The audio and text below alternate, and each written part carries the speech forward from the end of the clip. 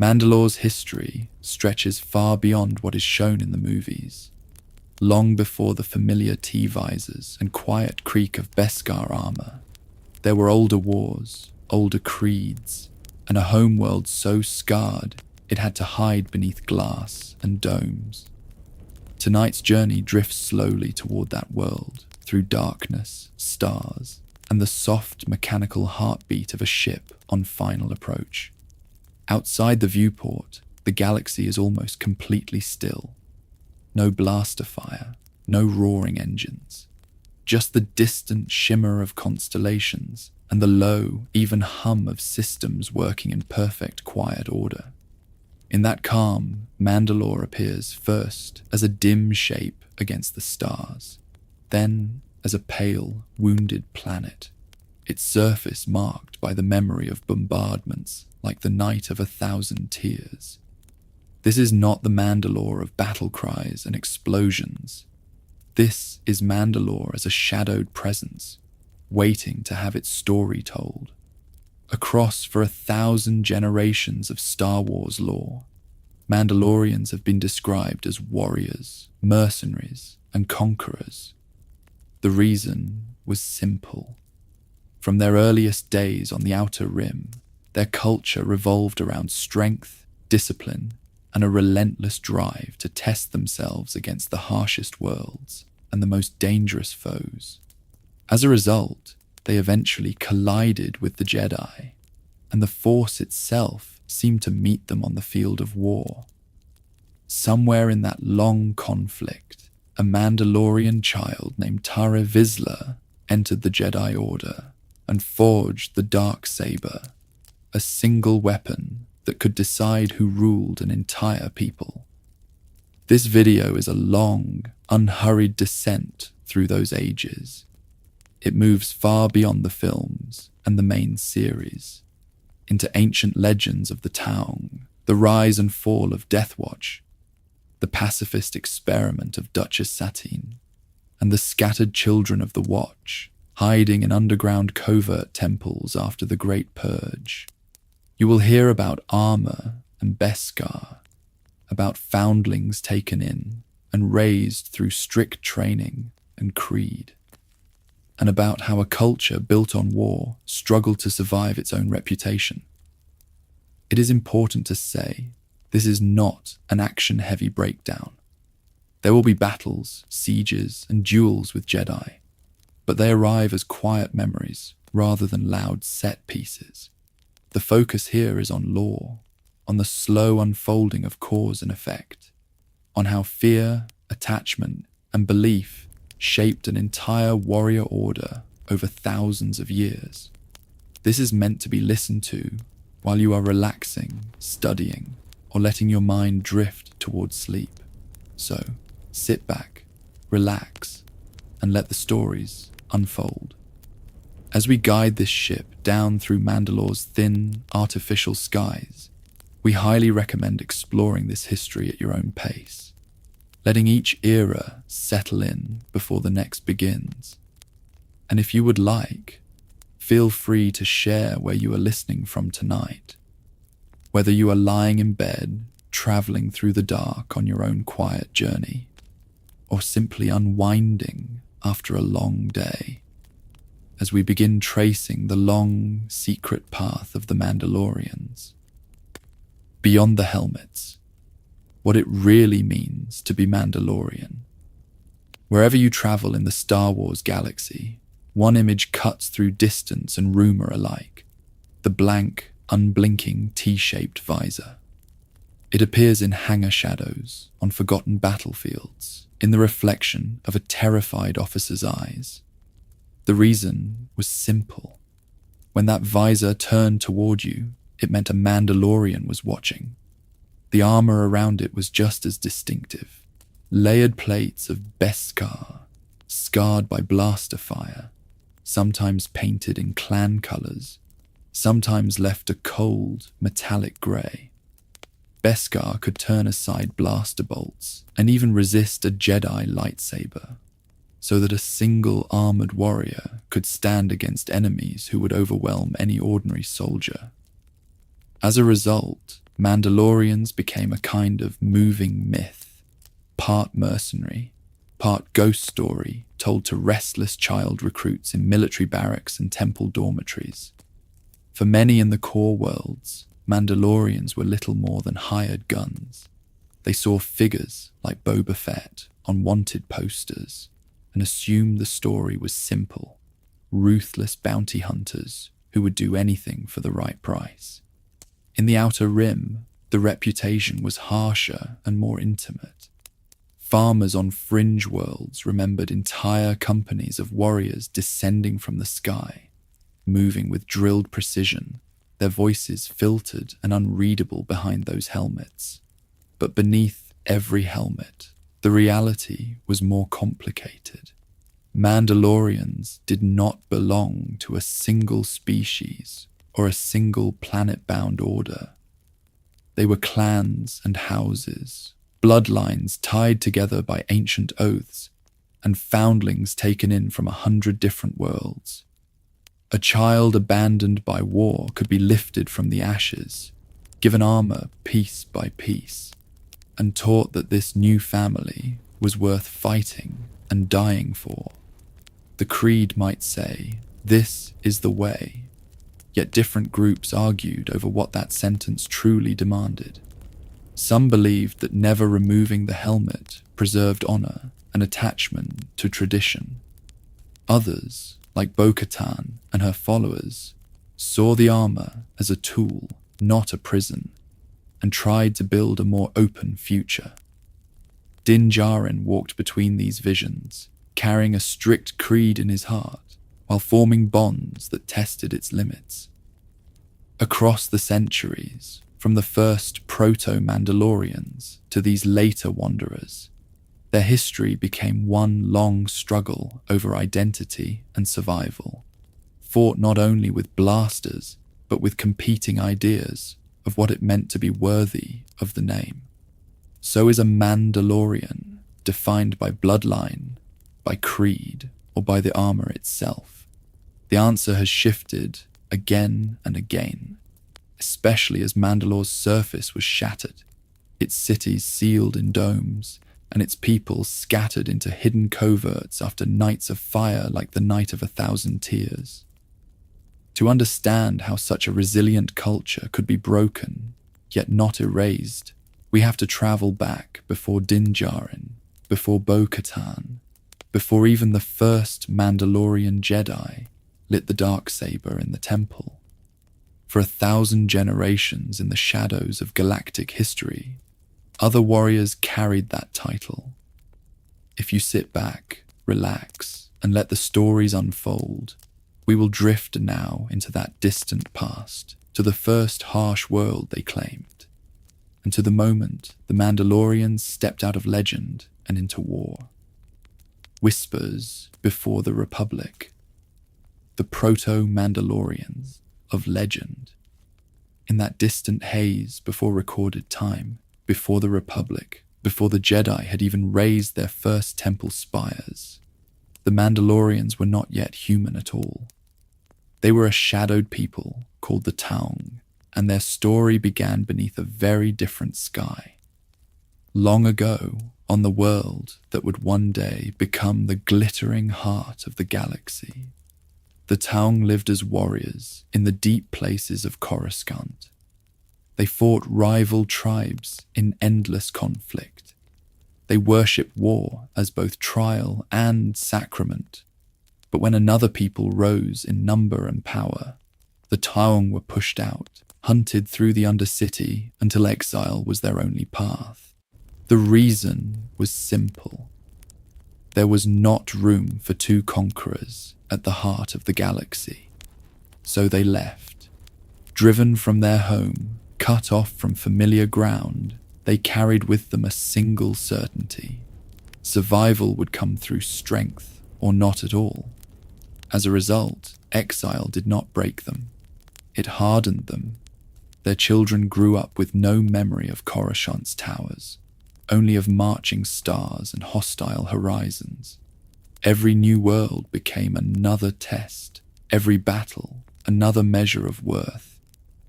Out of these wandering clans, one leader rose whose name would echo across ages: Mandalore.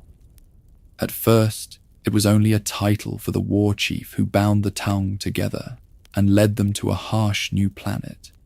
Then it became the name of his people, who took pride in calling themselves the Mandalorians. In time, the world they conquered carried that name as well. Mandalore, the warrior. Mandalorians, the culture. Mandalore, the world. Identity and territory folded into each other until they could not be separated. On that unforgiving planet, storms scoured the land and predators tested the weak. The Taung answered with iron and ritual. Early Mandalorian myths spoke of champions whose armor grew heavier with every victory, of scars worn openly as records of survival, of leaders chosen not by bloodline but by triumph in war. To live was to fight was to become. These stories did not yet mention the Force, or glowing blades, or the quiet halls of any Jedi Order. Instead, they spoke of honor in battle, of keeping one's word to clan and leader, of refusing surrender even when defeat was certain. In their legends, a warrior's soul was forged the way metal is forged, in heat, in pressure, in repeated blows. A child learned early that attachment to comfort was dangerous, but attachment to creed could carry you through any storm. For 1,000 generations, those ideas would shape every Mandalorian who followed, long after the Taung themselves faded into legend. And somewhere far ahead, in that still unwritten future, one of their heirs would finally walk the halls of a Jedi temple, take up the Force as his ally, and craft a black-bladed weapon that could decide who ruled all Mandalore. How that Mandalorian reached the temple and what the Darksaber truly meant belongs to the next part of our story, a planet of warriors, Mandalore's harsh world and early clans.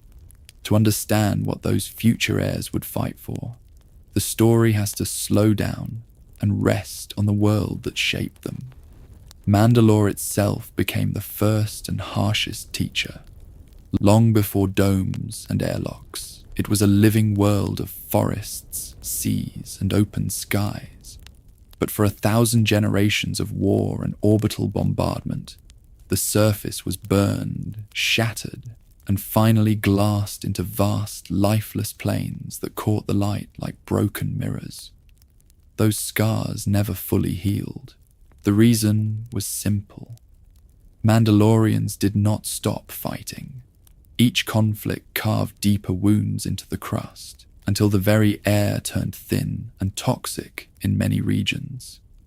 As a result, later cities had to hide beneath sealed domes, white and geometric against a ruined horizon.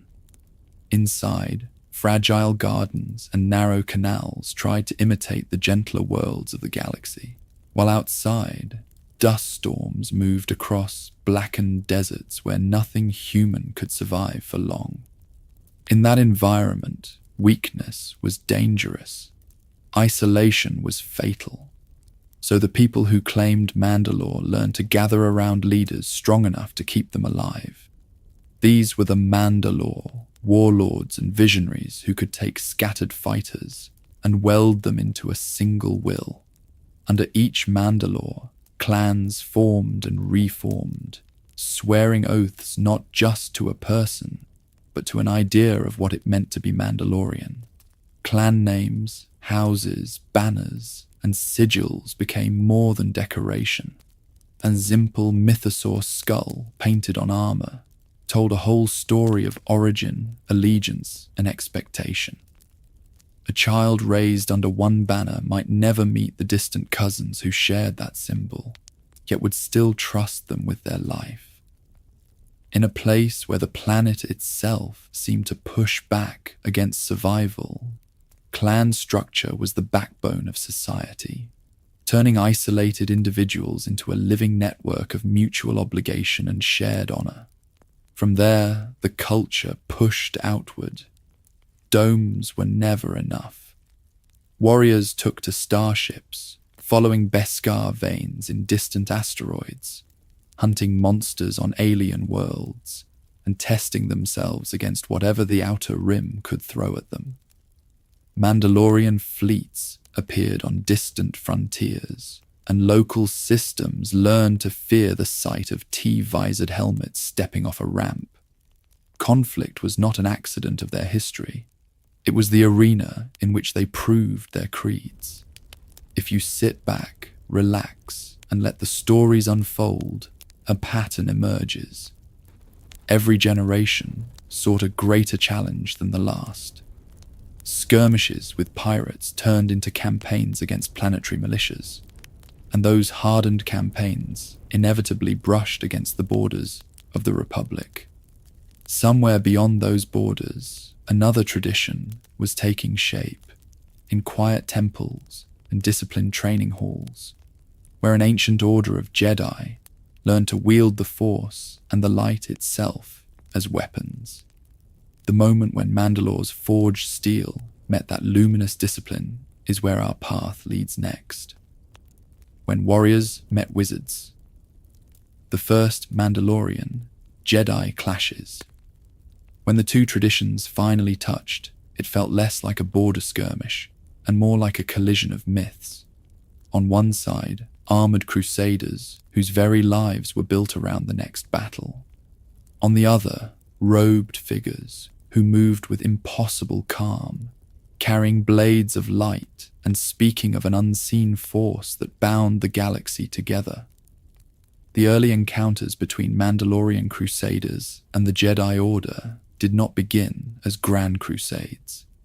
They began as probes, raids, and contested frontiers, when Mandalorian war hosts pushed into Republic space and found, waiting for them, guardians unlike any they had faced. A charging basilisk war droid would be halted mid-leap by an invisible hand. A carefully aimed rocket would twist aside as if struck by a storm. To warriors raised from childhood to trust steel, fire, and momentum, this felt like sorcery. Under Mandalorian custom, defeat demanded adaptation. The reason was simple. Any weakness left uncorrected would doom the clan. So each lost campaign against the Jedi became a kind of harsh, unwanted training. Commanders studied the way a lightsaber moved, how a Jedi turned blaster fire into a shield, how their discipline broke fear before it could spread through the line. As a result, Mandalorian armor and tactics began to change, almost piece by piece. Plates grew heavier over vital areas, layered and angled to catch glancing strikes. Flamethrowers, whipcord launchers, and jetpacks were not decorations. They were specific answers to specific Jedi strengths, designed to break concentration, pin a robed opponent in 3 dimensions, and turn a duel into a battlefield. Where most soldiers tried to flee from a single Jedi, Mandalorians rewrote their doctrine around hunting them. At the heart of that evolution was a metal that, at first, sounded like legend, Beskar, iron from Mandalore's own world, so dense and so attuned to extreme forging that a lightsaber could not easily cut it. Stories spread of T-visored warriors standing inside the glow of a Jedi's blade and not yielding, of shields and vambraces that turned what should have been a killing stroke into a shower of sparks. Over time, Beskar stopped being only a resource. It became proof that Mandalore itself resisted the Jedi, that the planet's bones could answer the temple's light. But victory came at a cost. The Mandalorian-Jedi Wars scarred Mandalore's surface so deeply that green plains and open skies gave way to glassed deserts and crater fields. Bombardments, orbital strikes, and unleashed power turned cities to ash. Eventually, the air itself became hostile in many regions, and what survived of Mandalorian civilization retreated beneath sealed domes, building layered cities under artificial skies. Every step outside those shells meant walking across reminders of what happens when warriors and wizards refuse to yield. For 1,000 generations, that enmity seemed permanent, written into armor and into the Jedi code alike. Yet even in the middle of those long centuries of fire, something impossible took shape. A child of Mandalore was not only taken into the Jedi's own order, but rose high enough to craft a unique blade and walk the halls of their temple as one of them. We highly recommend exploring what that meant for both peoples, because the story of that Mandalorian Jedi would change the fate of Mandalore itself. So sit back, relax, and let the stories unfold as we follow the shadow of that singular weapon through history, Tara Vizsla and the birth of the Darksaber. Tara Vizsla was a paradox made flesh, born into the proud bloodline of House Vizsla, raised in the echo of Beskar and battle chants. He was also a child who could feel the quiet pull of the Force in every breath of Mandalore's harsh winds. The Jedi sensed it too, and for the first time in history, they chose to bring a Mandalorian into their own order. Under Jedi tradition, induction began early. Younglings left their families and entered the temple for standardized training, learning to let go of fear and attachment before either could take root. Tar did the same, but everything about him stood slightly apart. He carried the memory of armor he was not allowed to wear, a warrior creed he was told to release, and a home that measured worth in victory rather than serenity. In time, his skill became impossible to ignore. He moved through forms with a precision that felt almost like blaster fire, given shape, direct and unyielding. Yet he also listened, meditated, and walked the quiet halls of the Jedi Temple as one of them. This tension inside him, between Mandalorian instinct and Jedi discipline, had to go somewhere. It finally expressed itself in the weapon he forged. Where most Jedi constructed elegant cylinders around a contained beam of light, Tara created something altogether different. The Darksaber was compact and angular, its emitter shaping the blade into a flat, sword-like profile. The plasma glowed a deep, unnatural black, edged in pale light, as if it were cutting absence itself out of the air. Its hum was sharper, almost electric, with a rising whine when swung that sounded closer to a vibroblade than a standard lightsaber. To the Jedi, it was an unusual but acceptable expression of a knight's identity. To Mandalorians, once they heard of it, it was something far more dangerous. Here was a lightsaber that looked like a blade you could grip and swing on the battlefield. A bridge between ancient Beskar steel and refined Jedi technology. As a result, the Darksaber came to symbolize a fragile union. Warrior ferocity guided by spiritual restraint, conquest tempered by code. For 1,000 generations, Jedi weapons had represented service to the Republic and detachment from personal power. Tara's blade quietly challenged that idea. It carried the story of a people who did not easily bow, now channeled through a weapon usually associated with monastic peacekeepers. The reason was simple. In Tara, neither side of his identity ever fully defeated the other. After his death, the Jedi kept the Darksaber locked within the temple's vaults, treating it as a relic of an unusual but closed chapter. House Vizsla disagreed. In a daring intrusion that later legends would wrap in shadows and whispers, they stole the blade back, reclaiming not just a weapon, but the memory of a Mandalorian who had walked among the Jedi as an equal. From that moment, the Darksaber became more than a curiosity. It was raised as a standard in clan feuds and planetary wars, its black blade cutting through armor and argument alike. Over time, it evolved into a symbol of Mandalorian leadership itself. Whoever wielded it with strength and conviction could claim the right to rule, not by blood alone, but by the story the weapon told about them. That story, however, was far from stable, because once a single blade can decide who leads a warrior people, it inevitably attracts the hands of those far beyond Mandalore. Jedi, Sith, rebels, and imperial warlords would all, in time, reach for its hilt. Each would leave a mark on the galaxy. Each would reshape Mandalore's fate. And the next time the Darksaber changed owners, it would not happen in a quiet vault, but in the middle of a war that threatened to burn Mandalore itself. Cycles of conquest. Mandalores, crusades, and the Old Republic. That war was not an accident, and it was not the first. For 1,000 generations of Mandalorian memory, conflict rose and fell like a tide. Each crest had a name, a face beneath a T-visor, and a title that bound all clans together. Mandalore. One Mandalore might be a visionary conqueror, seeing the galaxy as a map of future campaigns.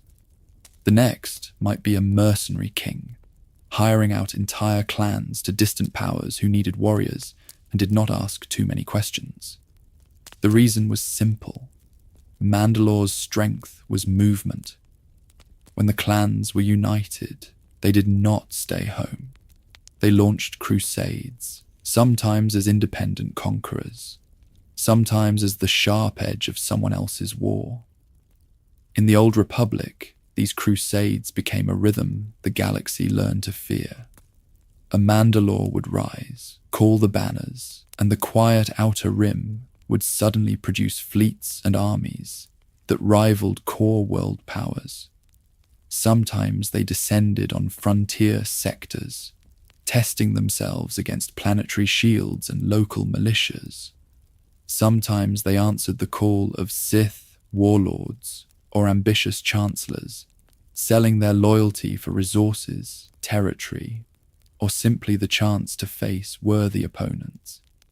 As a result, Mandalorian armor appeared on battlefields far from Mandalore, from nameless moons to the very borders of the Republic itself. When Mandalorian crusaders finally turned fully against the Republic and the Jedi, the conflict that followed was less a single campaign and more a long, burning season. Worlds fell and were reclaimed. Temples were shattered and rebuilt. The Jedi Order, trained to seek balance and inner peace, suddenly found itself facing an enemy that did not hide its attachment to war, to clan, to honor earned in open combat. For the Mandalorians, this was the purest expression of their way. For the Jedi, it was a test of whether restraint could withstand relentless pressure. The Mandalorian Wars ended again and again in defeat for Mandalore. Sometimes a Mandalore fell in single combat. Sometimes the clans were broken by overwhelming force, their fleets scattered and their warriors disarmed. Each time, the pattern repeated. Helmets were laid aside. Children grew up among ruins. The old banners were folded and hidden. Yet the story did not end there. Defeat became part of Mandalorian identity, etched as deeply as any victory. In the quiet years after each fall, survivors argued over what had gone wrong. Some answered by embracing stricter codes, turning the way of the Mandalore into something almost sacred, with rules that governed armor, language, and even how a foundling should be raised. Others rejected unity altogether, splintering into rival factions that accused one another of betrayal, weakness, or corruption. If you sit back relax, and let the stories unfold, you can almost feel those cycles turning. A united Mandalore, a glorious crusade, a shattering defeat, a painful rebuilding. Over time, the greatest enemy was no longer just the Jedi or the Republic, but the question that waited after every loss: what should Mandalore become now? Soon, the galaxy would answer that question for them. New ideologies, new wars, and new leaders would pull Mandalore in opposite directions, until the final battle was not over territory or Beskar, but over the soul of the warrior culture itself. From legends to canon, what survived the great rewrite. So when we talk about Mandalore's soul, there is one more quiet layer we need to place beneath all the battles. In this age of the franchise, even the stories themselves were divided. Some would be carried forward as official history. Some would be gently set aside. When Disney purchased Lucasfilm, the reason was simple. They wanted a clear path for new films and series, without being trapped by decades of older novels, comics, and games. As a result, most of those earlier Mandalorian tales were moved into a separate shelf called Legends. They did not vanish. They were simply marked as a different kind of story, running parallel to the main timeline rather than inside it. From that point on, Mandalore's recognized history began to crystallize around a few core sources. The Clone Wars gave us the first sustained look at the planet in animation. The domed cities, Duchess Satine's pacifist new Mandalorians, and the shadow of Death Watch, waiting just outside the light of the temple and the throne room. Rebels returned to the same world later, following Sabine Wren as she grappled with her clan, the Darksaber, and the cost of reclaiming a warrior heritage in a galaxy ruled by the Empire. More recently, The Mandalorian and the Book of Boba Fett carried that lineage into the era after the original films. These series showed scattered survivors, hidden in underground coverts, still clinging to their armor, their Beskar, and their creeds.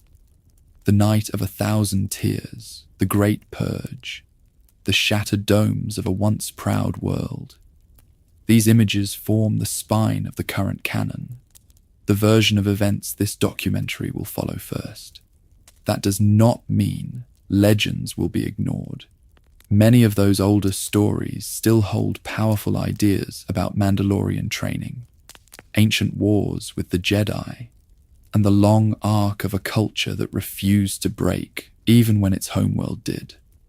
Whenever we draw on those sources, they will be clearly marked as legends, like a different star field glowing just beyond the main route.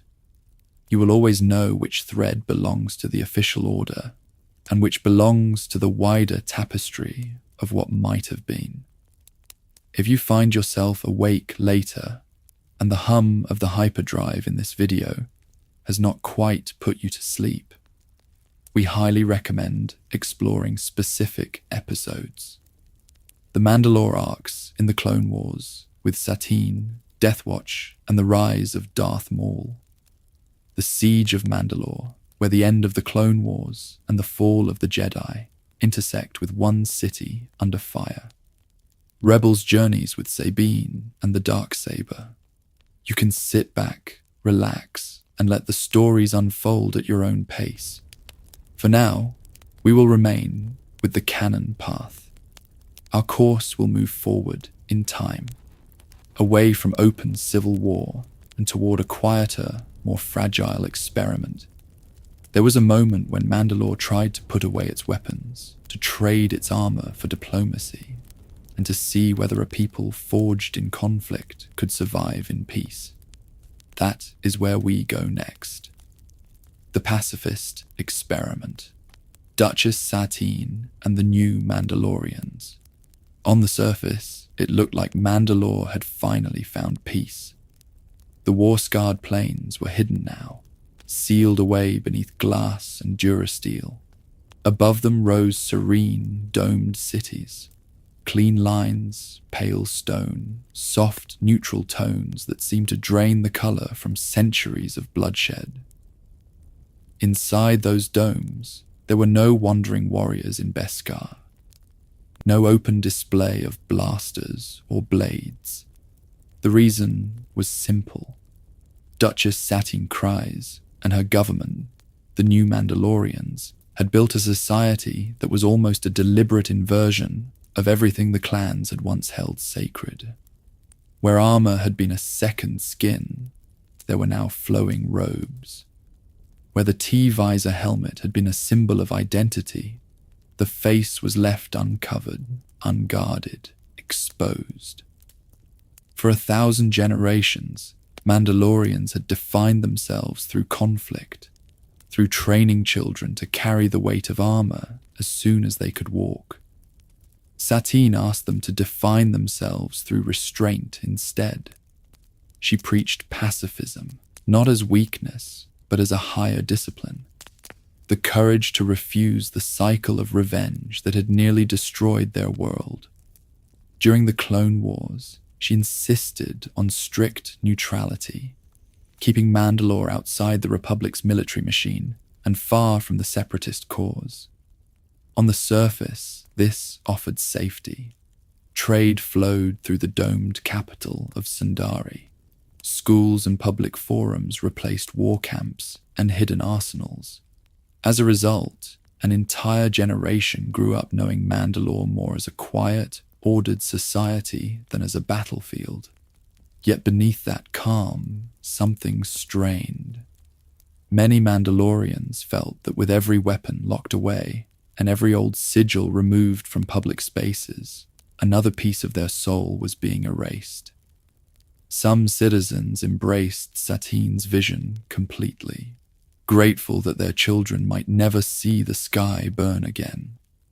Others complied in public, but kept their armor stored in secret compartments, kept family creeds whispered in private, kept an almost physical attachment to the old ways.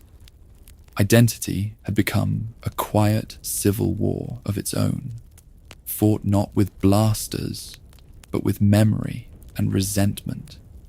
How long could a warrior culture pretend it had never worn a helmet? Threaded through this experiment was a more personal connection to the Jedi. Satine had once been protected by Obi-Wan Kenobi during earlier conflicts, and the two formed a deep, complicated bond. He was the image of the Old Order, a Jedi Knight from the Temple, sworn to duty and to the Republic.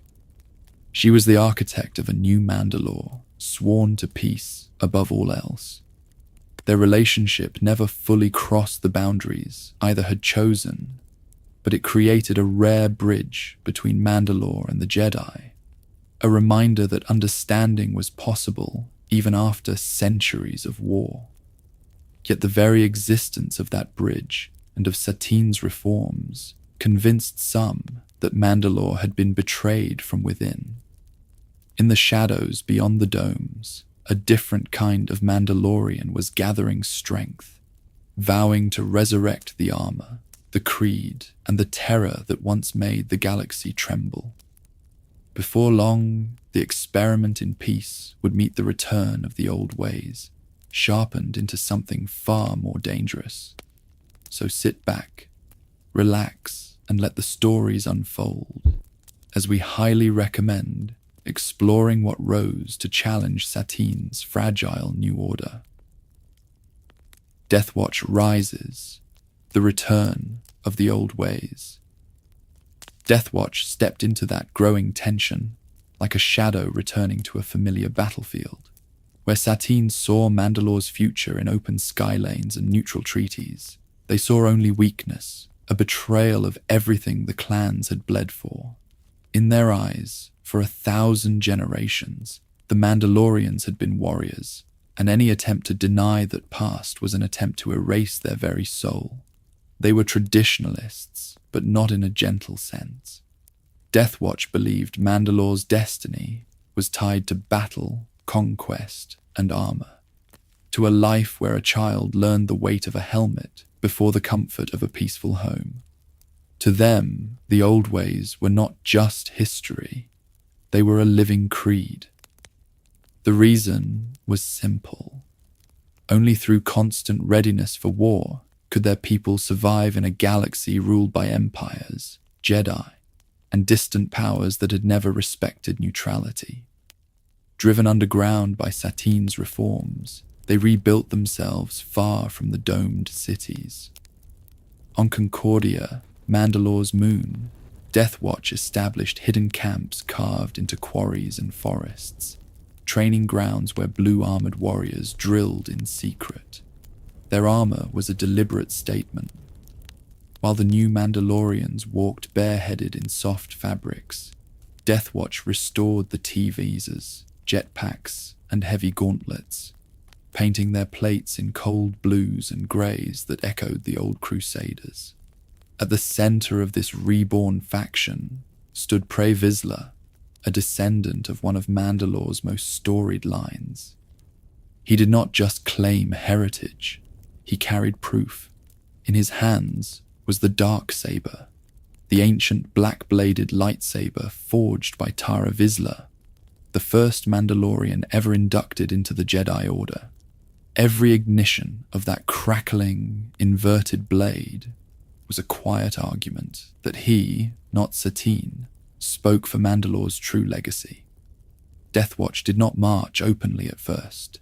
They used terrorism and manipulation, staging bombings, assassinations, and staged attacks that made Satine's pacifist government appear helpless. To frightened citizens, they offered themselves as protectors who would restore strength. To others, they were extremists willing to endanger innocence and drag Mandalore back into endless war. As a result, every explosion did more than damage structures. It fractured trust, widening the divide between those who clung to peace and those who longed for armor. Beneath all of this lay a deeper, philosophical wound. Was Mandalorian strength found in the quiet endurance of survival, in learning to live without constant conflict?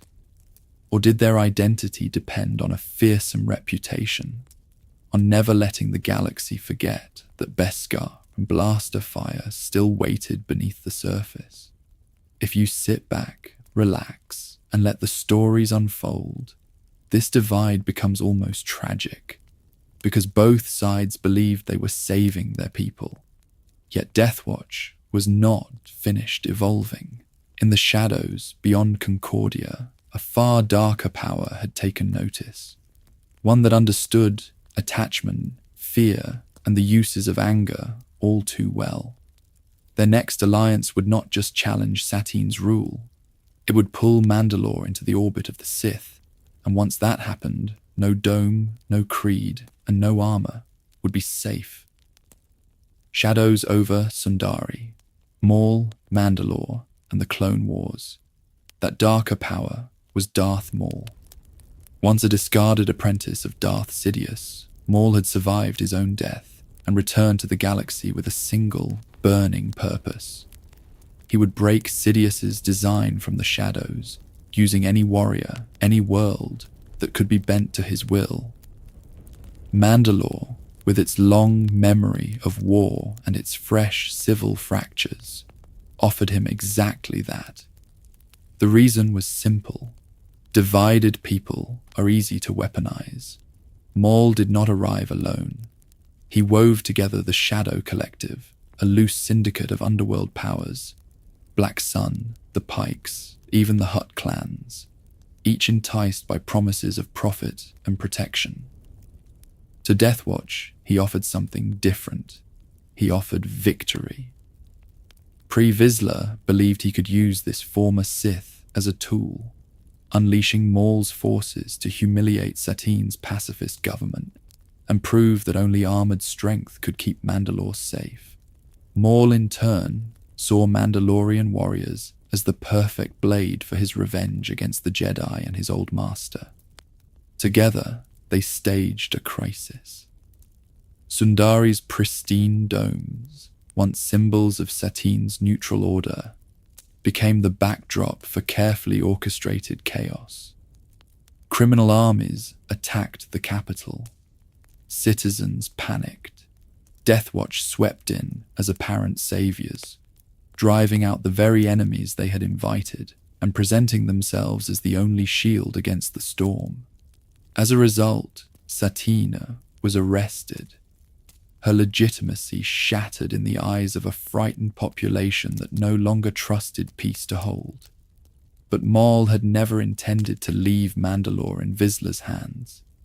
In the heart of Sundari, before watching warriors and flickering hollow cameras, Maul challenged Pre-Vizsla to single combat. The duel was brutal and ritualistic, echoing conflicts that had scarred Mandalore for 1,000 generations. Jetpacks roared, blasters flashed, and the Darksaber clashed against Maul's red blade. When it ended, Vizsla lay dead. Maul took the Darksaber, and with it, claimed Mandalore's throne. Many Mandalorians recoiled. An outsider, a former Sith, a ruler with no clan. To them, Maul's presence violated everything their identity was built on. Yet others, especially within Death Watch, bowed their heads. The ancient creed was clear. Win the duel, win the blade, win the right to rule. In that moment, the old rule of strength collided with the newer sense of national soul, and the planet's divisions deepened into something far more dangerous. Those fractures reached their breaking point during the Siege of Mandalore. As the Clone Wars neared their end, Republic gunships descended through Sundari's sky, carrying clone troopers in familiar white armor and a former Jedi Padawan, Ahsoka Tano. Below, Maul's loyalists, wearing red-marked helmets, fortified plazas and corridors that had once echoed with Satine's gentle speeches. The domed city became a layered battlefield, walkways, spires, and even the undersides of bridges turning into zones of fire. In the throne room, Maul confronted Ahsoka not as a simple warlord, but as someone who understood the larger pattern. He spoke of Sidious, of the coming fall of the Jedi Order, of Anakin's place in that design. Outside, clones and Mandalorians clashed in tight formation, jetpacks streaking past stained glass windows bearing the symbols of a forgotten neutrality. Inside, two former students of very different masters crossed blades over a world that had never truly been allowed to choose its own fate. Maul was defeated and taken in chains. His loyalists were scattered. On the surface, it looked as if Mandalore might finally step away from the shadow of the Sith and the constant pull of civil war. But the damage had already been done. The Shadow Collective's occupation and the Republic's brief return had proven how quickly outsiders could seize Mandalorian strength and turn it inward. So, when the war ended and the Empire rose, those old wounds were still open. Clans remembered Maul's rule, Satine's fall, and the siege that shattered Sundari's illusion of safety. New leaders would rise from that memory. New creeds would harden in response. And the next Mandalorian civil wars would not begin in open defiance, but in the quiet decisions of families and foundlings who no longer agreed on what it meant to be Mandalorian. For now, sit back, relax, and let the stories unfold, because Maul's occupation was only one chapter in a much longer struggle over identity, loyalty, and the price of survival, in a galaxy that never stopped demanding more from Mandalore. Sisters of Mandalore. Bo-Katan, Satine, and a divided legacy. Those quiet decisions were not only made in shadowed halls and war rooms, they were made at a family table between two sisters who loved the same people and dreamed of utterly different futures for them.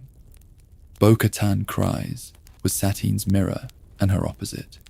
Satine, the Duchess, reshaped Mandalore into a pacifist, neutral power during the Clone Wars, turning away from the old warrior myths that had bled the planet dry. Bo-Katan, her younger sister, stepped in the other direction. She joined Death Watch, wrapped herself in traditional armor, and pledged herself to a vision of Mandalore that still believed strength came from the barrel of a blaster and the edge of a blade. On the surface, it looked simple. One sister chose peace, the other chose war. But the reason was simple. Both believed the other's path would destroy their people. Satine had seen what endless campaigns against the Jedi and the Republic had done, how Mandalore's surface was so scarred it had to be sealed beneath domes.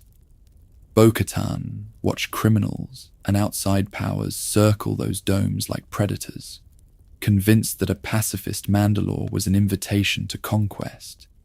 So when Pre Vizsla and Death Watch allied with Maul, Bo-Katan stood with them. She helped topple her own sister's government, believing that a strong, warrior-led Mandalore would finally be safe. Then, in a single, quiet moment, everything changed. Maul killed Pre Vizsla in ritual combat and claimed the Darksaber. By ancient custom, by the old stories told for 1,000 generations, that made him ruler of Mandalore. This was Bo-Katan's pattern interrupt. She had wanted a return to tradition and honor, not a foreign Sith controlling her homeworld through fear. She refused to kneel. As a result, she broke with Death Watch, gathering those who still believed Mandalore should be ruled by Mandalorians, not by a former Sith apprentice who had turned their warrior pride into another tool of the dark side. While Satine died still clinging to diplomacy and the hope that the Republic or the Jedi might help, Bo-Katan chose open resistance. One sister's weapon was the Senate chamber and the carefully measured word. The other's was the strike team, the jetpack, the willingness to fight former comrades in the streets of Sundari. Both, in their own way, were acts of attachment, expressions of a fierce, almost parental love for a wounded world. Their relationship became a living symbol of Mandalore's larger fracture, past versus future, armor versus open hands, the old ways against the new order Satine tried to build. If you sit back, relax, and let the stories unfold, you can feel how personal every political choice becomes here. A planet's fate is written in a single family's arguments, in the distance between two sisters who can no longer walk the same path. And Bo-Katan's path does not end with Maul's defeat. The Darksaber will pass from hand to hand, the Empire will rise and fall, and again, the weight of leadership will circle back toward her. The question of who should rule Mandalore, and what kind of Mandalore should exist at all, will follow Bo-Katan like a shadow into the next age of the galaxy. Under Imperial eyes, Mandalore in the age of the Empire. Bo-Katan's shadow stretches into that next age, but the shape of Mandalore itself is already changing. The Clone Wars end. The Republic dies. And in its place, the Empire looks out across the galaxy and sees a volatile world covered in domes and history, full of warriors who once fought Jedi to a standstill. On paper, Mandalore is pacified. In reality, it is a fault line. The reason was simple. No matter how many treaties were signed, Mandalorians still wore armor, still passed on stories of conquest and resistance, still felt the old pull of the Darksaber. For an emperor who ruled by fear, this was not a world to be ignored. It was a world to be managed. So the Empire does not invade with endless legions at first. It does something quieter. It studies the clans. It reads the fractures between houses that favored Satine's pacifist order and those who longed for the warrior past. Then it chooses a side and begins to reward the Mandalorians most willing to bend. Governors are installed, sympathetic leaders elevated, and local security forces are rebranded as loyal partners in a new era of stability. In public, it looks like cooperation. In private, it feels like occupation. Imperial officers sit in Mandalorian halls, advising on resource quotas and military deployments. Beskar, the sacred metal that once turned aside Jedi lightsabers, is catalogued and redirected into Imperial foundries. As a result, every decision about armor, weapons, and even training quietly passes through an Imperial filter. Some Mandalorians go further than cooperation. They paint their armor white. The Imperial supercommandos are the clearest symbol of this new reality. Mandalorians in stark, stormtrooper-like plates, still bearing the T-visor, but now flying for the Empire. To see them is to see a culture trying to survive by becoming the thing that once threatened it. Children grow up watching these soldiers patrol the skies, told that true loyalty means serving Imperial order above clan or creed. Yet beneath that polished surface, resistance never truly dies. Old houses whisper in sealed rooms. Some clans quietly hide weapons and Beskar, pretending to accept Imperial rule while preparing for the day they will cast it off. Others, disillusioned or afraid, choose collaboration, hoping that obedience will spare their families from harsher punishments. The planet becomes a map of silent choices, each dome and stronghold leaning a little more toward rebellion or submission. If you sit back, relax, and let the stories unfold, you can almost feel the tension building. For 1,000 generations, outsiders have underestimated Mandalorian resolve. The Empire is no different. It sees a divided people and believes they can be controlled forever. But the more it fears what Mandalorians might become, the tighter it grips their world. That grip cannot hold.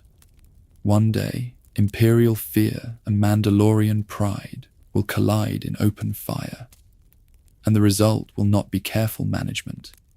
It will be ruin on a planetary scale. Sabine Wren and the spark of rebellion. That ruin does not begin with a bombardment. It begins quietly, with a single Mandalorian who walks away from her own people and tries to become something else. Sabine Wren is not introduced as a warlord or a clan leader. She is a child of Mandalore, but also a runaway, an artist, and an explosives expert painting color over Imperial grey. On the surface, her rebellion looks playful and improvisational. But beneath the bright armor is a very specific wound. She once designed a prototype weapon for the Empire, a device that could superheat Beskar and make Mandalorian armor itself a cage. When the Empire turned that design on her own world, the reason was simple. It could not defeat Mandalorian warriors in open battle, so it tried to turn their greatest strength into ash from the inside. Unable to face the guilt, Sabine fled the Imperial Academy and her family's expectations. She fell in with the crew of the Ghost, a small cell in the growing Rebel Alliance. And for a time, she tried to let Mandalore become just another sealed chapter in a much larger story. She painted her armor. She sabotaged Imperial depots. She trained with blasters and bombs instead of the ancient weapons of her ancestors. As a result, she lived in a kind of suspended attachment, loyal to her newfound family, but afraid to look back at the temple of her own childhood, the House of Wren that she had abandoned. The galaxy, however, has a way of pulling Mandalorians back toward their heritage. Through missions with the Ghost and encounters with former Death Watch members and protectors of Concord Dawn, Sabine is slowly drawn home. She faces her mother, Countess Ursa Wren, and her brother Tristan, and discovers that her supposed betrayal has left scars on them as well. The Empire has wrapped Clan Wren in chains of obligation, using Sabine's defection as leverage. Reconciliation does not come easily, but it comes, and with it, a renewed sense of responsibility. That responsibility takes physical form in an abandoned lair on Dathomir. There, among the relics of Maul's long war against the Jedi and the Sith, Sabine finds the Darksaber resting on a stone altar. It is an old blade, forged by Tara Vizsla for 1,000 generations of Mandalorian rulers, and it should feel like destiny. Instead, it feels heavy. She is reluctant to even pick it up, let alone accept what it symbolizes. Under Kanan Jarrus and Fen Rao, she submits to difficult training, learning to blend Mandalorian technique with Jedi discipline. Every strike of the blade is also a confrontation with her own fear of leadership. When she finally wields the Darksaber openly, it is not to claim a throne, but to free her people. Sabine leads raids against Imperial facilities on Mandalore, destroys the weapon she once created, and begins to unite scattered clans, Wrens, Chryses, even remnants of former enemies, around a common cause. Yet she understands that symbols must rest with those who can carry them further. In a decisive act of trust, she offers the Darksaber to Bo-Katan Kryze, believing that this older warrior, already marked by the rise and fall of Deathwatch, can rally Mandalore against the Empire. For a brief moment, it works. Banners rise, clans kneel, and the old blade is held high in defiance of Imperial rule. If you sit back, relax, and let the stories unfold, it almost feels like the beginning of a lasting restoration. But the Empire has been studying Mandalore for years. It has measured their armor, their tactics, their pride. And somewhere, far from the domed cities and family strongholds, plans are already forming for a purge so absolute that even Beskar will melt. Sabine Wren has lit the spark of rebellion. The next chapter will show what happens when the Empire answers that spark with a night of falling fire and a sky over Mandalore that burns like glass. The night of 1,000 tears, and Mandalore's shattering. The sky over Mandalore does not darken all at once. It begins with distant shapes on the horizon, the low thrum of engines, and a feeling that the war has finally come home for good. The Empire has measured Mandalore's strength, weighed its history of resistance, and chosen a response that is not a battle, but an erasure. The decision is simple and terrible. Rather than risk generations of insurgency from armored warriors who have defied Jedi and Sith alike, the Imperial High Command authorizes a planetary bombardment.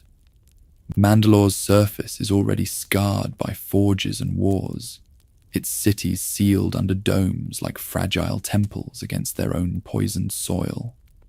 Now, turbo lasers and mass drivers descend in sheets of emerald light, turning rock to glass, soil to ash, and the thin atmosphere to a choking, radioactive haze. They will call it the Night of 1,000 Tears. In truth, it is many nights compressed into one unbroken storm.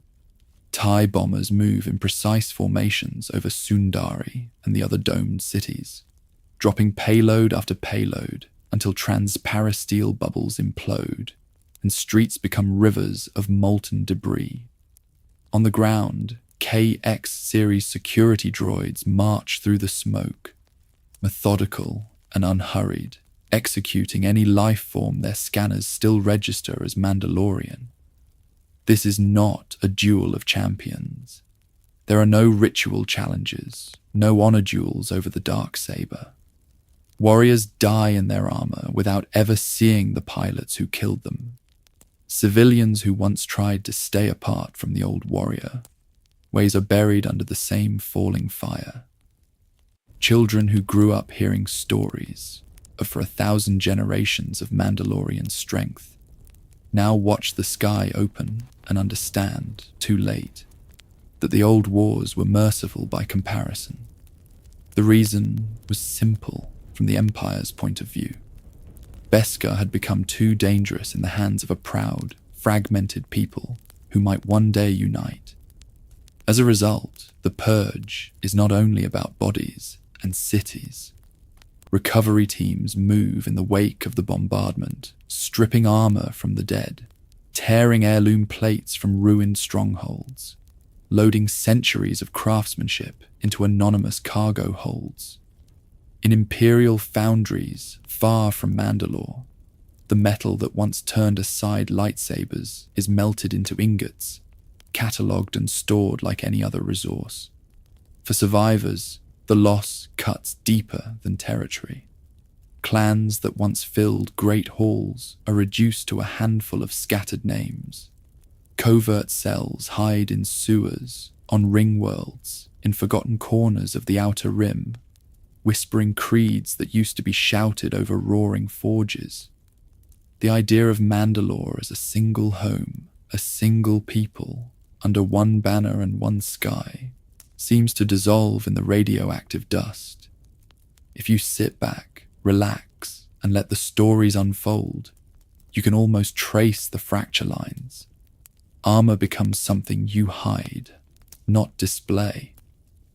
Attachment to a house or banner feels dangerous when any gathering might draw the Empire's eye. Even the Darksaber, symbol of a united ruler, turns from a promise into a burden no one is sure they want to carry. So a question lingers in the silence after the bombardment, hanging over every ruined dome and every secret training circle in some distant alley.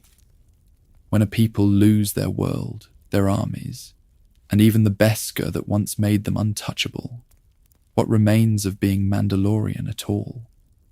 Scattered to the stars, clans in exile. After the Purge. In the stunned quiet after the Purge, the answer to that question did not arrive as a speech or a new creed.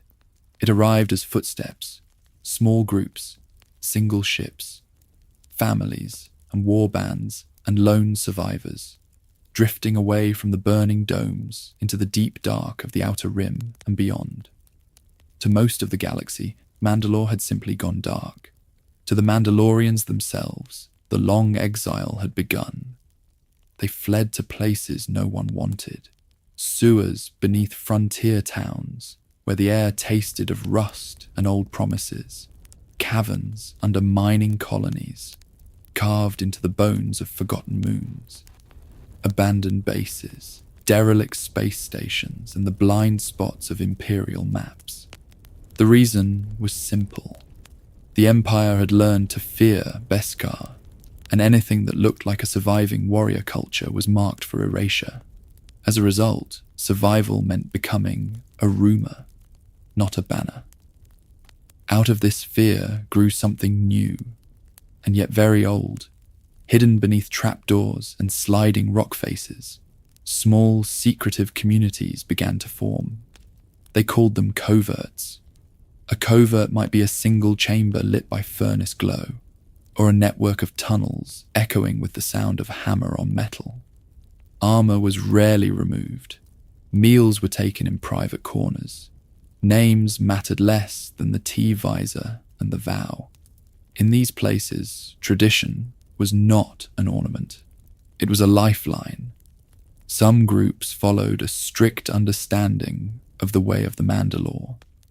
They treated the helmet as a sacred boundary, never to be lifted in front of another living being.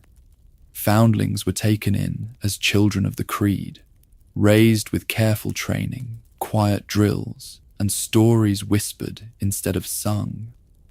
For them, the old warrior codes became a kind of moving temple, carried on their backs when every physical hall had been shattered. But not every survivor made the same choice. Other clans and scattered warriors learned to blend in. They stored their armor in hidden lockers, walked bareheaded through city streets, and worked as mercenaries, dockhands, or anonymous guards. Some had once followed pacifist ideals under Duchess Satine, and now slipped into civilian lives with practiced ease. Others still fought, but they did so in plain clothes, trusting that an unseen Mandalorian was harder to exterminate than one wrapped in visible Beskar. These differences deepened old divides. Statement met quiet refusal. Code met compromise. One group would say that for 1,000 generations of conflict, Mandalorians had survived because they held to something unbreakable. Another would answer that the galaxy had changed, and that clinging too tightly to any order might finish what the Empire had started. From the outside, however, almost no one saw these arguments. Traders, smugglers, even former Jedi passed through these regions and found only silence. In cantina, corners, and half-remembered reports, Mandalorians became ghosts, extinct warriors, legends told to frighten a child who would never see a real T-visor in the flesh. And yet, in one such covert on a dusty world called Navarro, the echo of the Purge shaped a different kind of future. Deep beneath the streets, in cramped corridors warmed by a single forge, a foundling named Din Djarin grew up among helmets that never came off, and voices that spoke of loss without naming it. If you sit back, relax, and let the stories unfold, his path will show how exile can turn one survivor into a symbol for an entire scattered people. The way of the Mandalore, creed, armor, and foundlings. Din Djarin's childhood in that hidden covert was not just about survival. It was about being slowly wrapped in an idea. Mandalorians called it the way of the Mandalore, and to a foundling listening in the dim light of a forge, it sounded less like a rule book and more like a promise that chaos could be shaped into order. The way was both spiritual path and practical code. It governed how you wore your armor, how you spoke your word, how you chose your battles and your attachments. For 1,000 generations of warriors and exiles, it whispered the same message: loyalty to clan, refusal to break a sworn contract, and the quiet belief that even in a galaxy ruled by Jedi and Sith, a Mandalorian could stand unbowed. The reason was simple. Their identity was something they put on every morning, piece by piece. Beskar armor was the clearest expression of that identity. To outsiders, it looked like mere protection, a shell of metal that could turn aside blaster fire and even resist the bite of a lightsaber. But to the people who lived inside it, each plate carried history. A pauldron might be forged from metal earned on a single successful hunt. A new cuirass might be paid for, with the bounty that saved a clan from starvation. As a result, the armor became a visible record of choices, victories, and sacrifices, passed down or reforged, so the story never truly ended. In that hidden community, the armorer's forge was their temple. The hiss of cooling Beskar sounded like a prayer. When she hammered a new piece for Din Djarin, she spoke of foundlings, of the debt every warrior owed to the next lost child. Foundlings were not charity cases. They were the lifeblood of the culture, proof that being Mandalorian was earned, not simply inherited by blood. A human orphan from some forgotten world, a child of another species rescued from a battlefield, all could be brought into the Order through training, oaths, and armor. Yet even here, The way was not a single unbroken line. Some sects, like the Children of the Watch, who raised Din, believed that a helmet must never be removed in front of another living being. Others, such as the warriors who had fought beside Jedi in the Clone Wars, removed their helmets freely and still called themselves true Mandalorians. The creed remained the same in spirit, but its rituals had fractured, reflecting centuries of war, exile, and fear.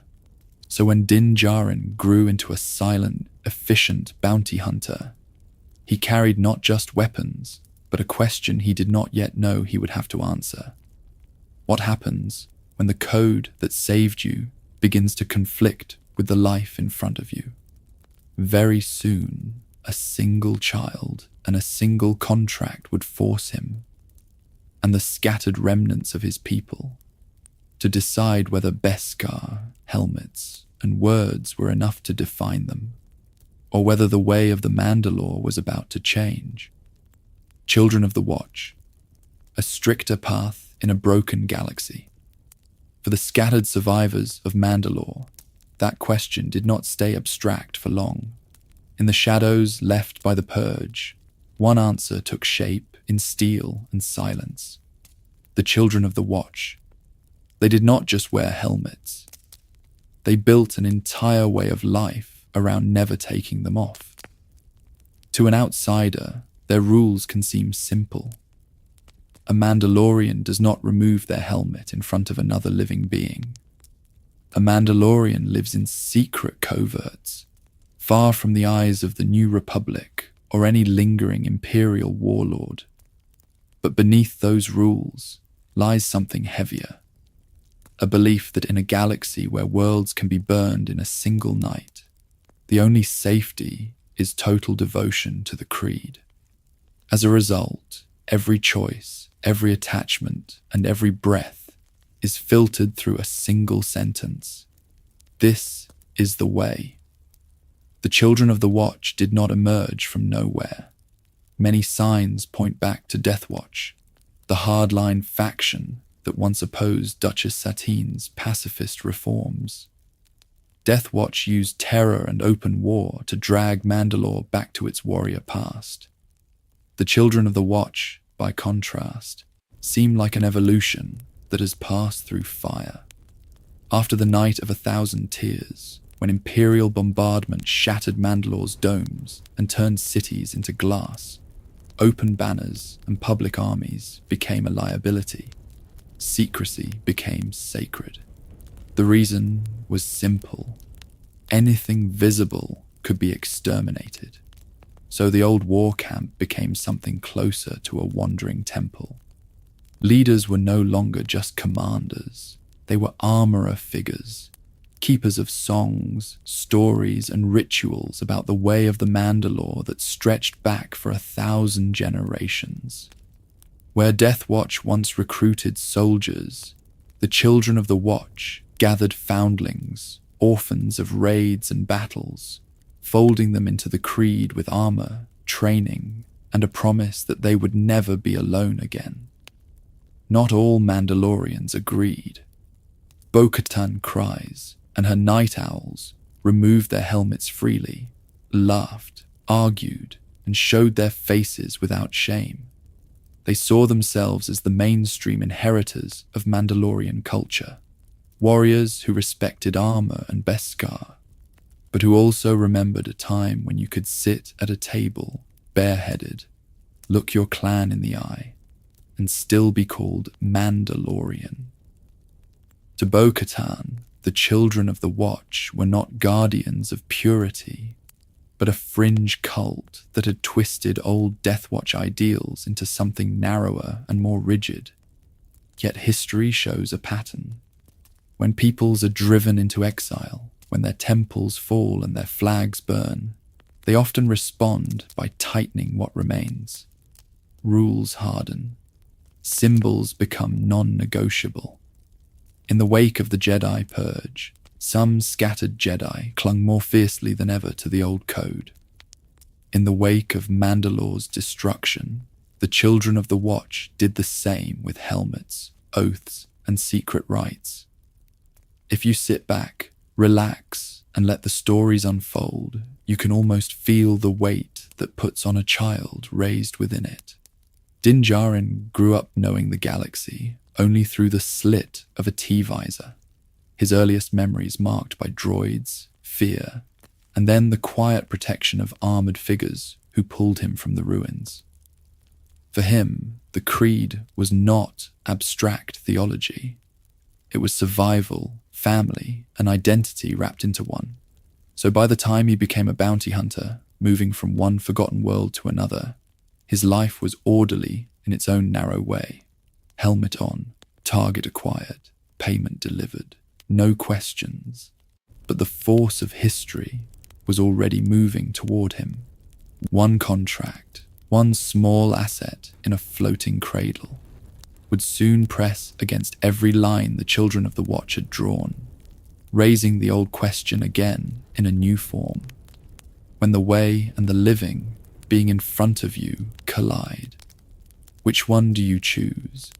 Din Djarin, the Foundling, a modern Mandalorian's origin. Din Djarin's life begins in the middle of someone else's war, a small provincial world, a quiet street, a child playing while sirens start to rise in the distance.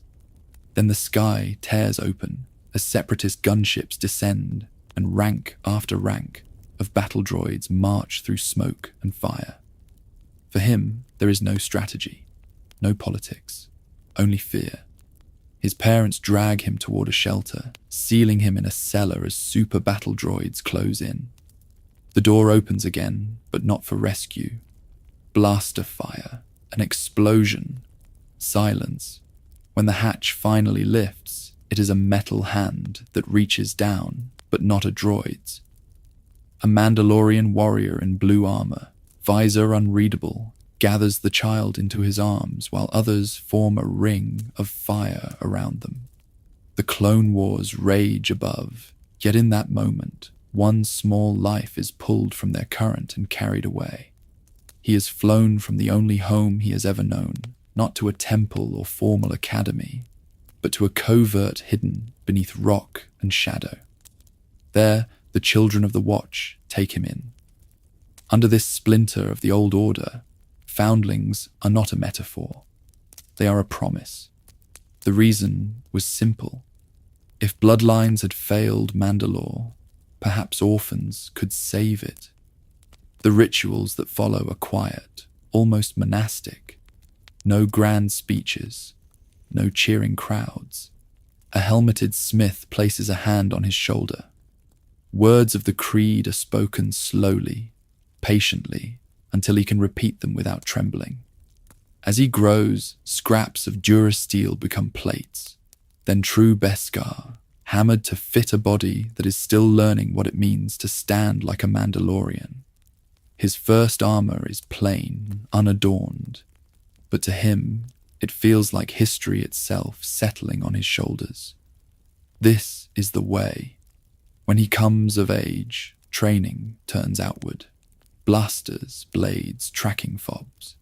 The galaxy has always known Mandalorians as mercenaries. From the Taung of ancient legend to the hired armies that once fought Jedi across burning plains, Din simply steps into that current. On Navarro, he walks the narrow streets as a bounty hunter, taking contracts from guild handlers who care nothing for creeds, targeting carbonite, chip on the table. Another payment of Beskar delivered back to the covert, where foundlings wait. At the center of that hidden life stands the armorer. She is not a general or politician. She is something older, a keeper of stories, a guardian of the way, shaping both metal and meaning with the same measured blows. When Din brings her ingots of Beskar, she does more than forge plates. She names his scars. She reminds him that for 1,000 generations, Mandalorians have survived by holding to something larger than any one battle. So when a client on Navarro offers a final, unusual bounty, a small, unknown asset guarded by Imperial remnants, Din accepts, as he always has, helmet on, target acquired. No questions. Yet the force of the moment waiting for him is different, because on the other side of that tracking fob is a small green child whose presence will quietly ask whether the letter of the creed is enough, or whether its deeper spirit has been forgotten. As you sit back, relax, and let the stories unfold, his next choice will show how one foundling can bend the weight of Mandalorian history in a new direction. The Child and the Creed. Grogu's quiet challenge to Mandalore. Din's tracking fob leads not to a criminal or a warlord, but to a cradle. A small metal pod opens, and the story of Mandalore quietly changes direction. In place of a bounty lies a child who reaches up, blinks slowly, and does not understand creeds or contracts at all. From this point on, many of Din's days look strangely gentle for a man raised in war. The Razor Crest drifts through hyperspace with only the soft hum of the engines and Grogu's quiet coos breaking the silence. Sometimes he is in the co-pilot's seat, fingers stretching towards switches he should not touch. Sometimes he is asleep in his floating pram, the dim cockpit lights reflecting off Beskar. These are not the roaring battlefields of Mandalore's past. They are lullaby-like corridors of starlight, where a hardened hunter becomes, almost by accident, a father. That calm surface hides an old tension. Grogu is not only a foundling, he is a child of the Jedi Temple, shaped by a different order, with different fears and rules about attachment. When he lifts a mudhorn with the Force, Din watches a power that once cut down Mandalorians and clashed with Beskar for 1,000 generations. The reason was simple. Jedi and Mandalorians had built their identities in opposition, saber against armor, discipline against defiance. Now those histories sit side by side in a cramped cockpit, sharing rations and long, quiet journeys. Under Mandalorian tradition, foundlings are sacred. They are the future of the clan, protected until they are old enough to join the training, to wear armor, to say the words of the creed. Din's choice to shield Grogu instead of handing him over to Imperial scientists is not a rebellion against his culture. It is its purest expression. He remembers being a terrified child under bombardment, rescued by warriors in T-visors. As a result, he cannot watch another child be taken and experimented on, no matter what the contract says. This bond begins to bend the rules he once followed without question. The helmet stays on, but the lines around it start to blur. He breaks guild codes, risks his covert, and exposes himself to the New Republic, all to keep Grogu safe. The Creed had always promised solidarity and strength. Now it has to make room for tenderness, for chosen family that does not share blood or even species. You can sit back, relax, and let the stories unfold. But beneath the calm, an old warrior culture is quietly rewriting itself. In time, this quiet attachment will collide with symbols far larger than one ship and one child. The Darksaber, long a bridge and a blade between Jedi and Mandalorians, will return to center stage. Bo-Katan cries will weigh Din's unplanned claim to it against her own lineage and scars. And when questions of who should lead Mandalore rise again from the ashes of the Night of 1,000 Tears, the answer may depend on a bond forged in that dim cockpit between a masked warrior, a former Jedi youngling, and a creed that may have to choose what it truly stands for next. The Darksaber returns, from Moff Gideon to Din Djarin. And then, almost without warning, the blade that had vanished in fire returns in the hands of an enemy. Not a warlord from the old clans, not a Jedi from some forgotten temple, but Moff Gideon, an Imperial officer who survived the fall of his own order by clinging to stolen power. In his grip, the Darksaber becomes something even colder, the Empire's quiet theft of Mandalorian memory. Gideon does not just carry a weapon, he carries proof that the Purge worked. The reason was simple. If Mandalore's most sacred symbol can be pried from their dead and worn like a trophy, then their history can be rewritten as the story of a defeated people. When he cuts his way out of the crashed TIE fighter, black blade crackling against the night sky, it is a small scene in the larger galaxy. But for any Mandalorian who still believes, it is a scream. So when Din Djarin boards Gideon's cruiser, he is not hunting a relic. He is a father trying to reclaim a child. The duel in those narrow corridors is strangely quiet.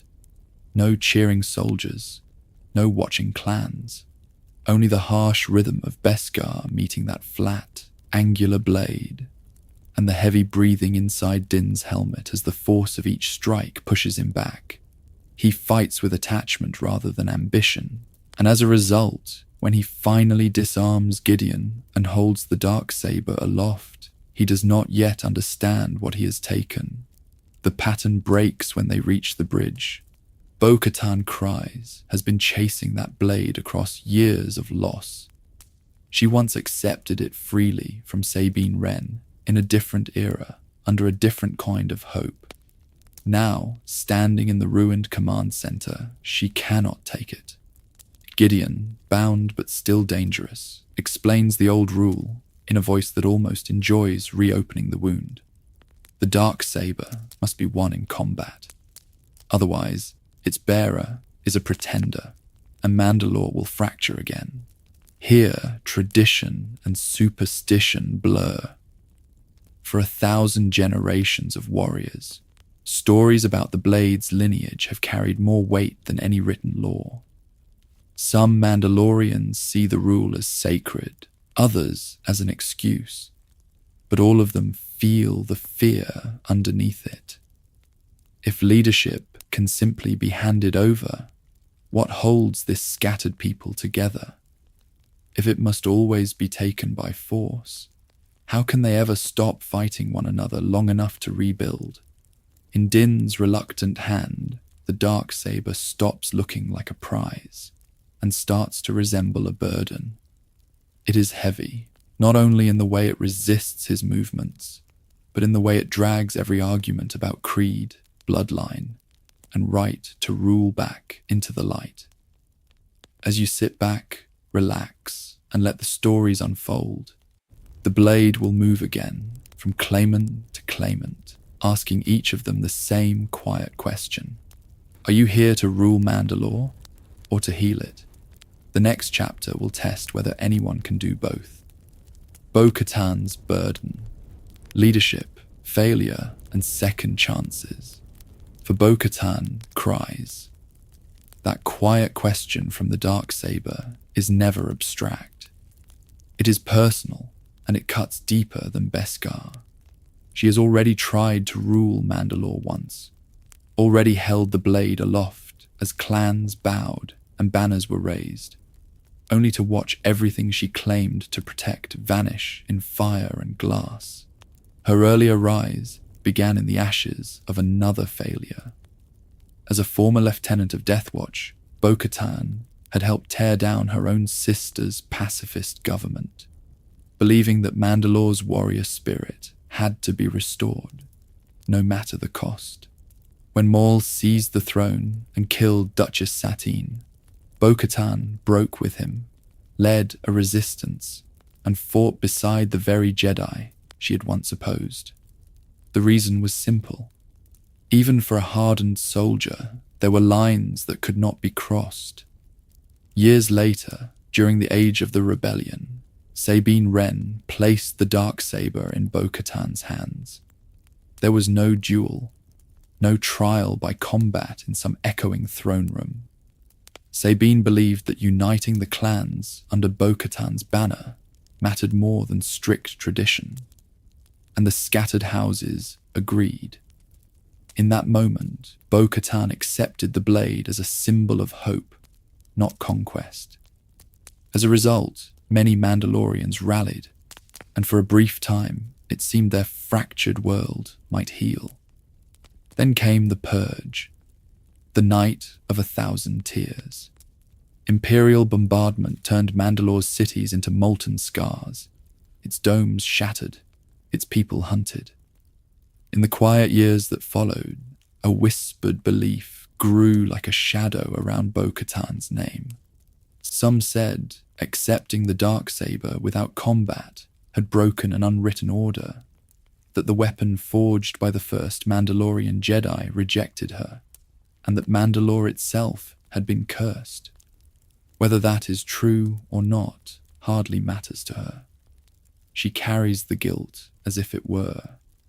By the time Din Djarin enters her story, she is a leader without a throne, a warrior without a war, clinging to legends that once seemed foolish and now feel like the only map she has left. She needs the Darksaber back. She needs to win it the right way. When Din defeats Moff Gideon and the blade passes to him by combat, her silence in that moment says more than any outburst could. She has been denied not just a weapon, but a chance to rewrite her own past. Their alliance is tense, almost brittle. Din follows a strict creed from a hidden covert, while Bo-Katan dismisses his group as children of the Watch, relics of a more fanatical age. Yet she also needs his help, his ship, his skill, and eventually his claim. She embodies Mandalore's contradictions, a traditionalist who has worked with Jedi, a warrior who speaks of unity, a ruler who has already failed her people once, and fears doing so again. In her, you can see the whole history of Mandalore compressed into one person. For 1,000 generations, the planet has swung between conquest and reform, between armored crusaders and pacifist domes, between isolation and uneasy alliance with the wider galaxy. Bo-Katan has lived through each of those cycles in miniature. She stood with Death Watch, then with the Republic, then against the Empire, and now beside a lone bounty hunter who never asked to carry a myth. When she looks at Din, holding the Darksaber, she sees more than a rival claimant. She sees a living reminder that the force of tradition can be as heavy as any chain, and that attachment to old stories can destroy as much as it preserves. Yet she cannot let go of those stories, because without them, what remains of Mandalore's soul? So, as the path back to the planet's surface finally opens, Bo-Katan's burden deepens. The domes are gone. The air is poisoned. The once great cities lie shattered under layers of ash and glass.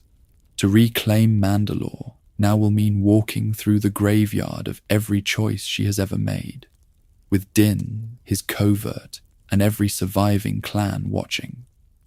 The planet itself will become a trial, forcing them to confront not only new enemies in the ruins, but the old decisions that brought those ruins into being.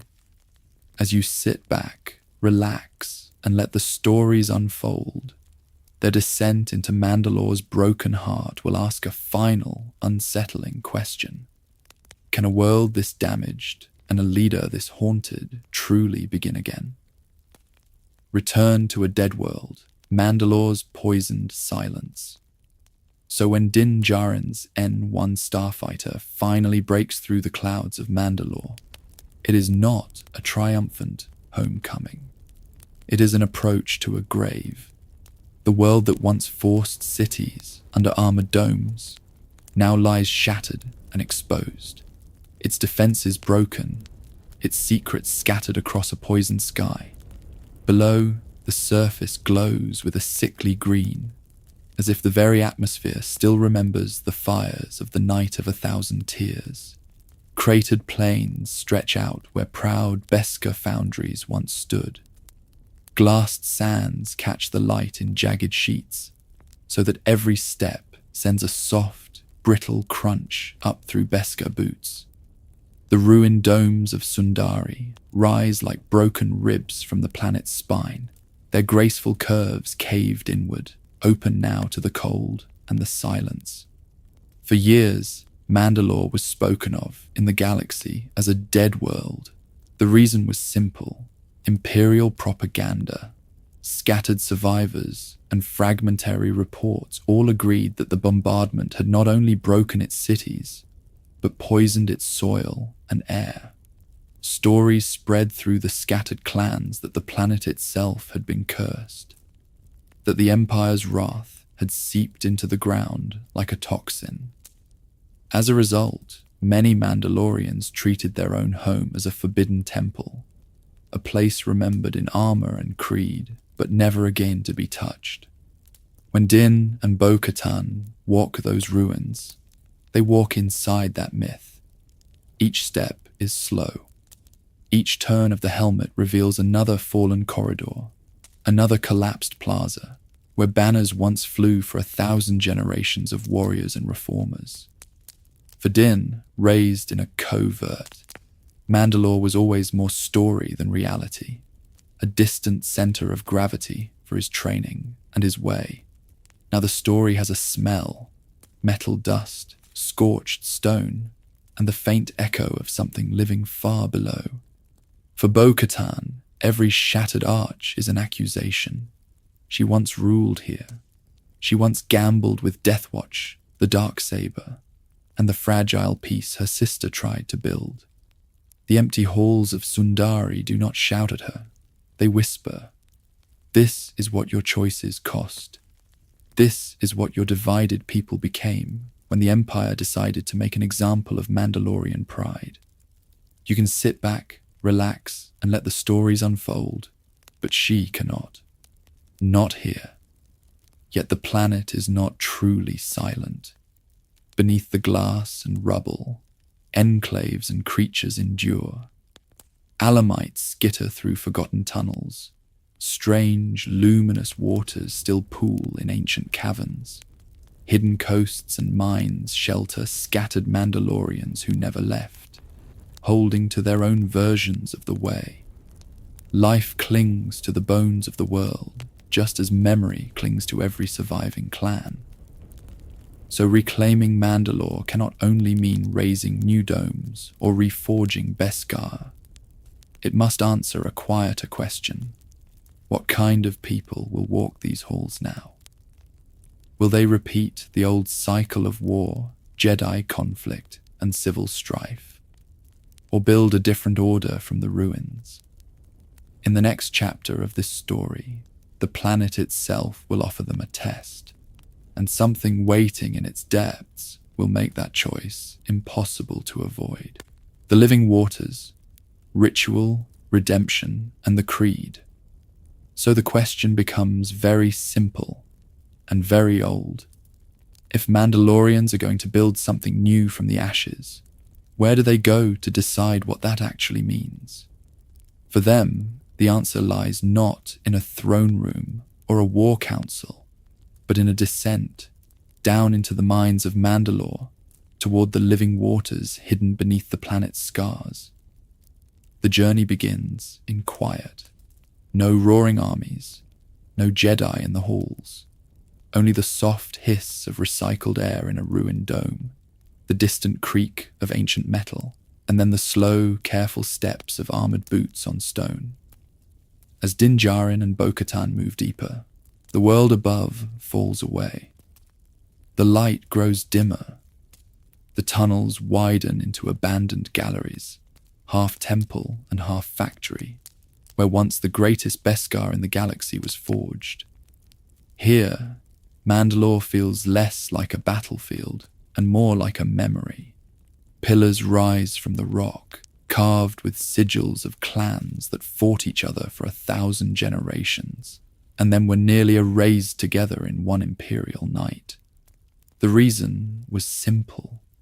The Empire feared what these people could become if they were ever truly united.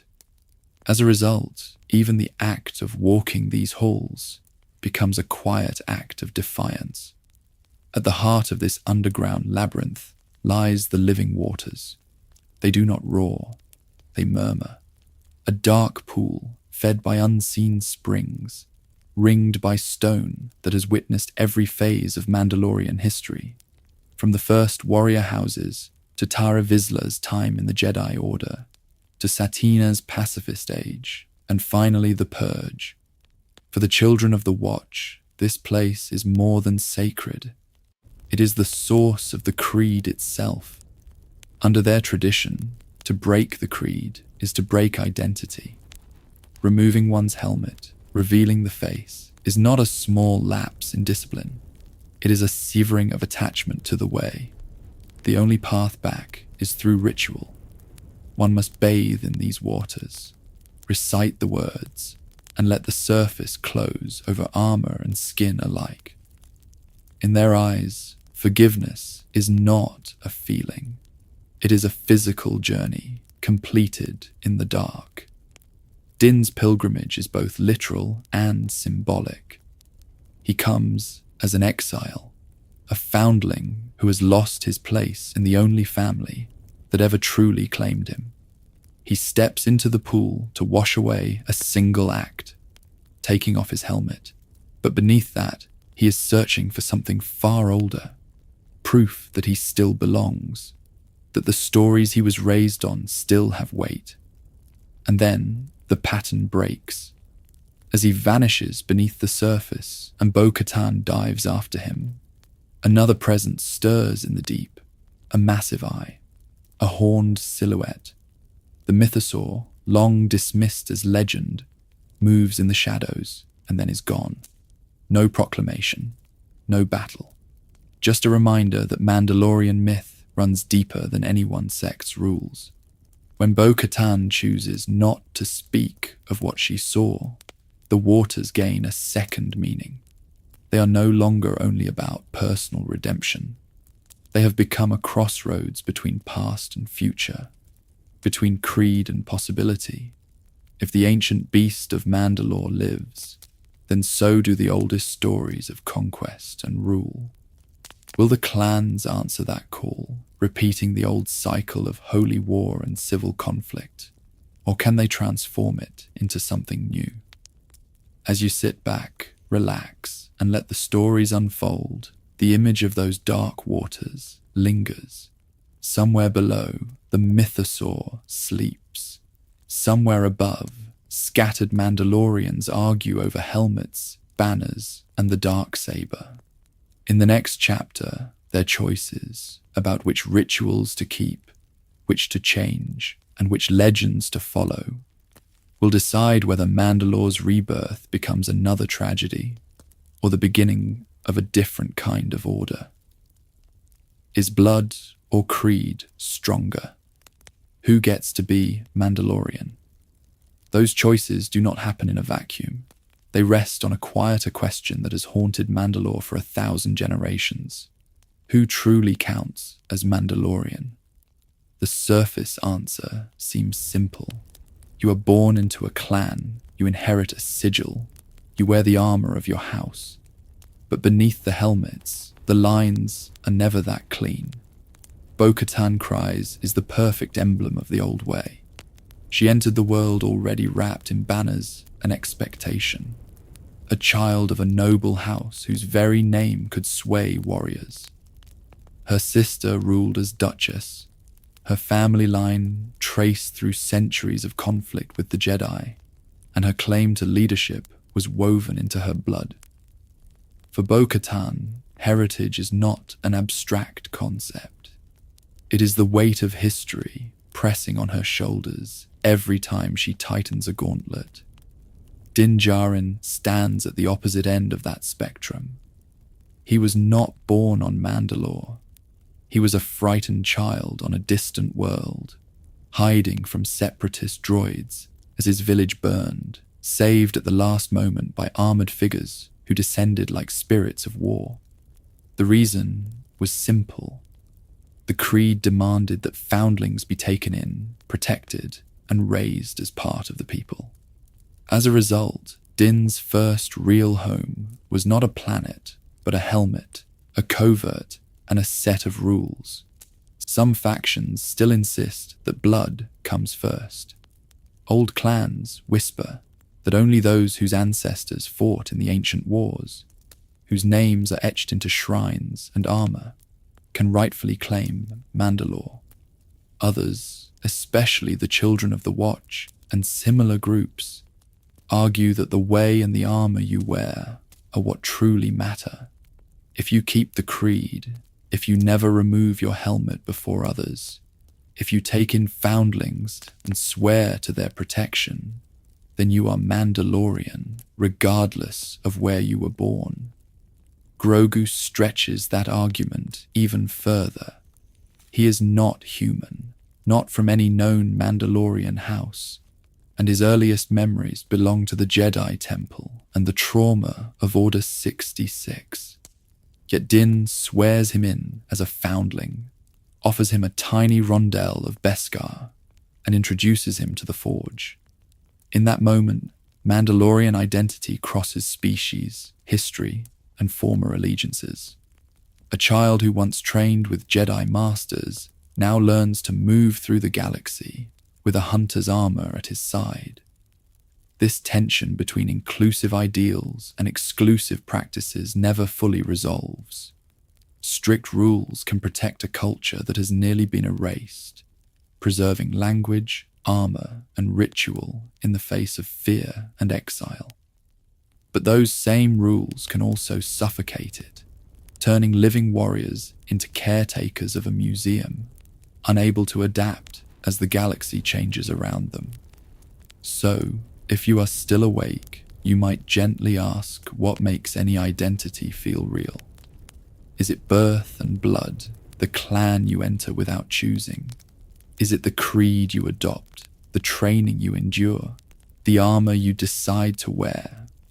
Or is it something softer, the shared stories, the quiet promises, the way people look at a child and say, without hesitation, "You are one of us"? For now, sit back, relax, and let the stories unfold, because in the next chapter, the struggle to unite these competing answers will shape Mandalore's future far more than any single blade of Beskar. The Darksaber's curse, power, legitimacy, and division. And yet, for all those quiet promises, Mandalore keeps returning to one very loud answer. A single black blade that hums like a question the culture has never fully solved.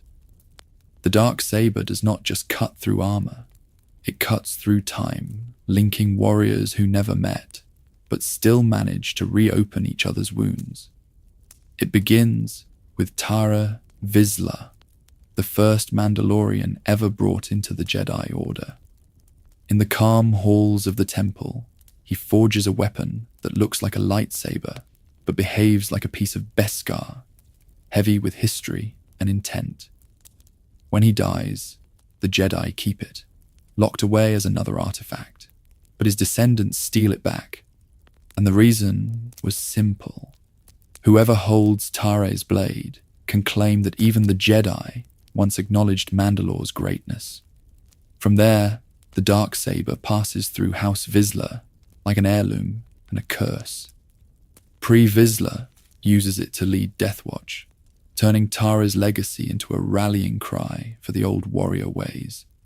When Maul kills him in single combat and takes the blade, an outsider suddenly wears Mandalorian authority like stolen armor. As a result, half the warriors follow Maul's strength, and half recoil in disgust, proving that the symbol can unite only by first dividing. Later, Sabine Wren finds the Darksaber in Maul's lair, and the pattern shifts. She is a child of Mandalore, who helped design Imperial weapons, and she fears that leading would only magnify the damage she has already done. She trains with the blade under a former Jedi, Kanan Jarrus, but every swing is a negotiation with her own guilt and attachment to family. When she finally offers the Darksaber to Bo-Katan Kryze, she does it willingly, not through combat, trying to break the cycle. Bo-Katan accepts because she wants to lead and believes she can heal Mandalore. Yet many whisper that she never truly won the right. That doubt hangs in the air when the Empire falls, and it lingers when Moff Gideon later brandishes the blade over a ruined world. In his hands, the Darksaber becomes proof that Mandalorian division made conquest easy. Din Djarin defeats Gideon almost by accident, focused on saving a child rather than claiming a throne. He holds the blade with near indifference to ruling, while Bo-Katan's desire collides with ancient rules that say it must be won in combat. So does the Darksaber actually grant legitimacy, or does it simply expose the fractures already running through Mandalorian society, like cracks in Beskar under too much heat? For 1,000 generations, Mandalorians have asked their weapons to decide questions their hearts were not ready to answer. The Darksaber tests courage, but also humility, skill in battle, but also the ability to step back from endless duels and civil war. The next chapter of this story may depend on whether they can see it as a tool instead of a destiny, and whether someone is finally willing to set the blade down before it chooses its next target. Jedi and Mandalorians, enemies, allies, and mirrors. The Darksaber is a symbol of Mandalorian destiny, but standing just beyond its black blade is another ancient power, watching, wary, and strangely familiar. For 1,000 generations, the Jedi and the Mandalorians have circled each other like twin stars, separate, opposed, and yet bound by gravity. Both are disciplined warrior traditions. Both take a child and shape them through ritual, training, and story. A Jedi is raised in a temple, wrapped in meditation and detachment, taught to feel the force flowing through all life, and to place the order above the self. A Mandalorian is raised in a clan, wrapped in armor and creed, taught that the way is everything, and that loyalty to family, foundling, and homeworld comes before comfort or safety. One fights with light, the other with Beskar. On the surface, they could not be more different. Jedi robes are simple. Mandalorian armor is personal, painted, scarred. Jedi seek to transcend attachment. Mandalorians sanctify it, turning bonds into literal armor. But the reason was simple. Both were trying to survive in a violent galaxy. As a result, they built strict codes to hold back fear, grief, and rage. The first true bridge between them was Tara Vizsla, the Mandalorian child brought into the Jedi Order in the Old Republic. He forged the Darksaber inside the temple, a Mandalorian weapon powered by Jedi discipline. His life hints at a path where these cultures might have learned from each other. Yet his death and the saber's theft turned that bridge into a battlefield instead. Again and again, they met as enemies. Jedi feared Mandalorian aggression and their relentless innovation in war. Mandalorians distrusted mystical power and distant councils deciding the fate of worlds they had never bled on. To many clans, the Jedi were just another outside force trying to control Mandalore, no different from the Republic, the Empire, or any other occupying power. And yet, there were moments of quiet tenderness. Duchess Satine Kryze tried to end Mandalore's warrior past, and beside her walked Obi-Wan Kenobi, a Jedi who loved her and still chose the Order. Their connection exposed the fault lines in both paths. Could a Jedi love without breaking their code? And could a Mandalorian lead without returning to the sword? Years later, another mirror appeared. Din Djarin, bound to the creed and his armor, became guardian to Grogu, a a child of the Jedi, with deep attachment and fear of loss. Their bond reverses the old pattern. Instead of Mandalorians and Jedi meeting on opposite sides of a battlefield, they meet as father and son. It is not peaceful. It is not simple. But it shows how similar their struggles really are. Both groups wrestle with the same questions. How much of yourself do you give to a higher cause? When does duty become a cage? The pattern interrupts itself in every generation, as one Jedi or one Mandalorian chooses love over doctrine, or doctrine over love. So as the galaxy drifts into the New Republic era, both the Jedi and the Mandalorians are rebuilding from near extinction, haunted by old wars yet surrounded by new children. If you sit back, relax, and let the stories unfold, you can feel that they are standing at the same crossroads once again, about to decide what their next 1,000 years will look like, and who they will trust to stand beside them when the next great fire comes. From bounty hunter to daimyo, Boba Fett's Mandalorian. Question. At that crossroads, one figure stands in the dust between past and future, wearing armor that means everything and nothing at the same time. Boba Fett is a Mandalorian icon to much of the galaxy. But inside Mandalorian culture, his place is far less certain. To understand why, the story has to begin with his father.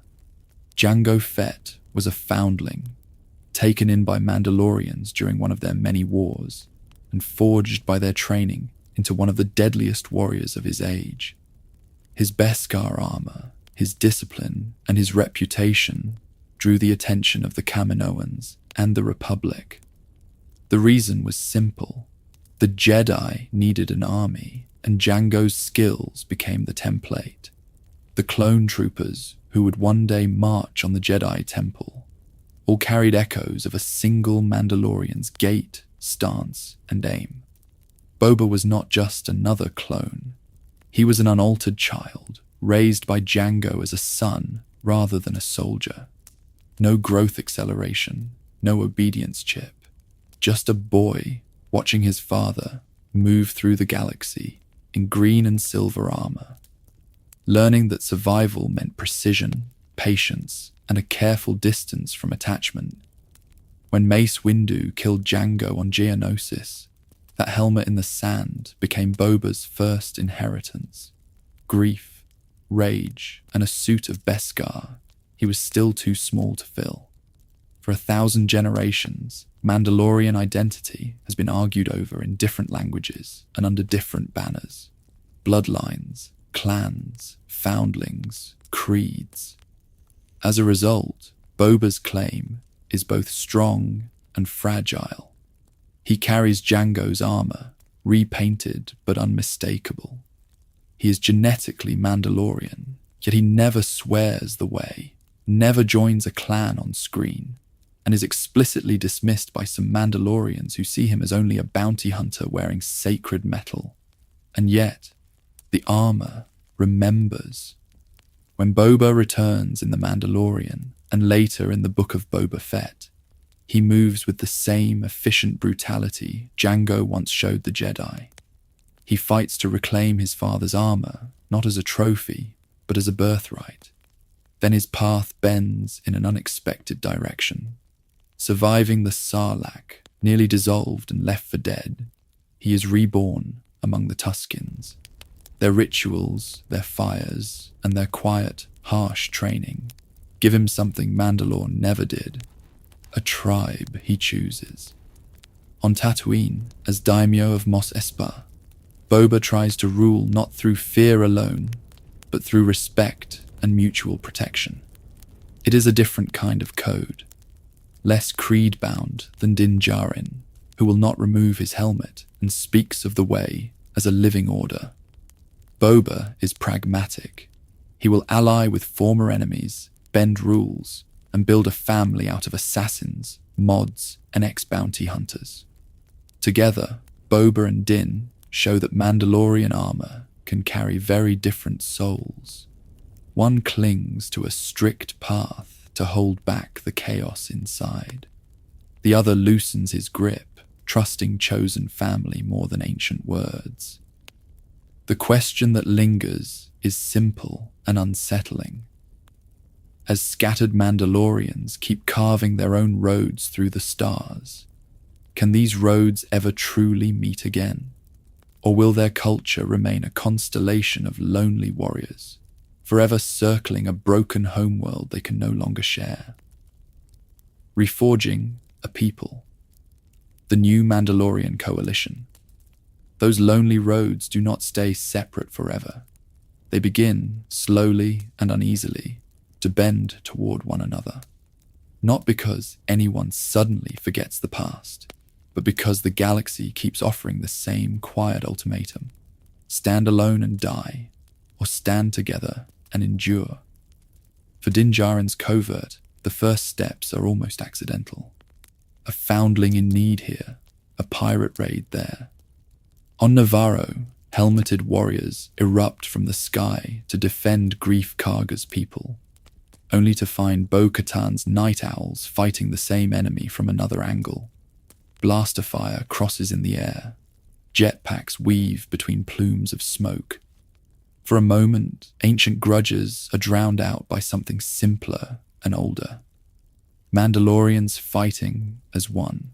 The reason was simple. Scattered clans could not survive the age of warlords and imperial remnants alone. Pirate kings saw Mandalorian refugees as trophies.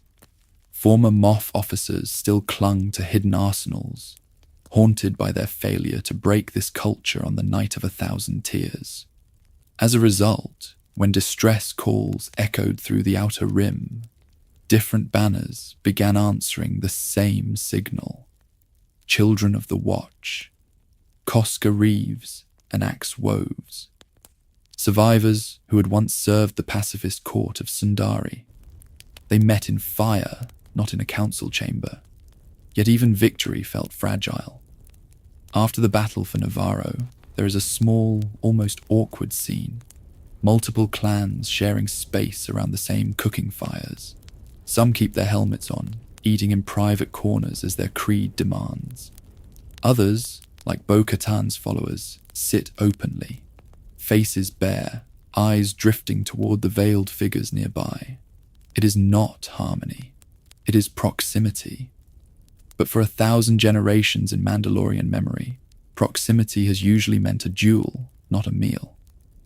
Leaders walk a narrow ridge.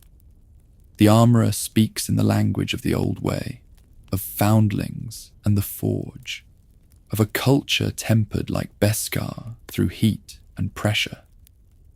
Bo-Katan speaks of houses and lineages, of the Darksaber's ancient path from a Jedi temple to Mandalore's throne. Each knows that a single insult, a careless question about removing a helmet or abandoning a creed, could turn cooperation into civil war. So they choose their words with care and let shared missions do the work that speeches cannot. The dangers of Mandalore itself deepen this uneasy bond. The poisoned atmosphere, the shattered domes, the creatures stalking the ruins, all of it reminds them that their enemy is not only the Empire, but their own history of excess and pride. When they descend together into the planet's wounds, you can sit back, relax, and let the stories unfold in the clash of jetpacks and the glow of mining shields. Every step on that broken soil asks the same silent question. What does it mean to be Mandalorian now, when the old orders have failed? In these moments, reunification becomes more than a political project. It becomes a spiritual one. Different creeds feel the same pull. Attachment to armor, to foundlings, to the idea that no Mandalorian child should face the galaxy alone again. The way is no longer a single rigid path, but a contested space they must forge together, blow by blow, like metal on an anvil. And as rumors spread of deeper secrets buried beneath Mandalore's surface, the next revelation waiting in the dark will force them to decide whether this new way can truly hold, or shatter like glass under the weight of what they find. The armorer and the forge, memory, myth, and making. So, when they speak of forging a new way together, that is not just a metaphor. Deep beneath ruined cities and forgotten domes, the Mandalorians still gather around an older center of gravity, the forge itself. The quiet rhythmic sounds of the hammer on Beskar, the low roar of the flames, the sudden hiss of cooling metal. These become a kind of heartbeat for their culture, steady and patient, pulsing in the dark after everything else has fallen silent. In that circle of light stands the armorer. She is a blacksmith, yes, shaping plates and helmets that can turn aside blaster bolts, and even, in the right conditions, a Jedi lightsaber. But her true power lies in the way she shapes meaning. She interprets the creed, decides which ancient lines still bind the living, and quietly determines who is in good standing within the order. When a warrior kneels before her, they are not only asking for armor, they are asking to belong. Under her hands, metal becomes memory. Each piece of armor carries a story, a right pauldron hammered from the first ingot a foundling ever earns, a signet granted only after a beast has been faced and survived, a new plate added where an old wound once threatened to end a bloodline.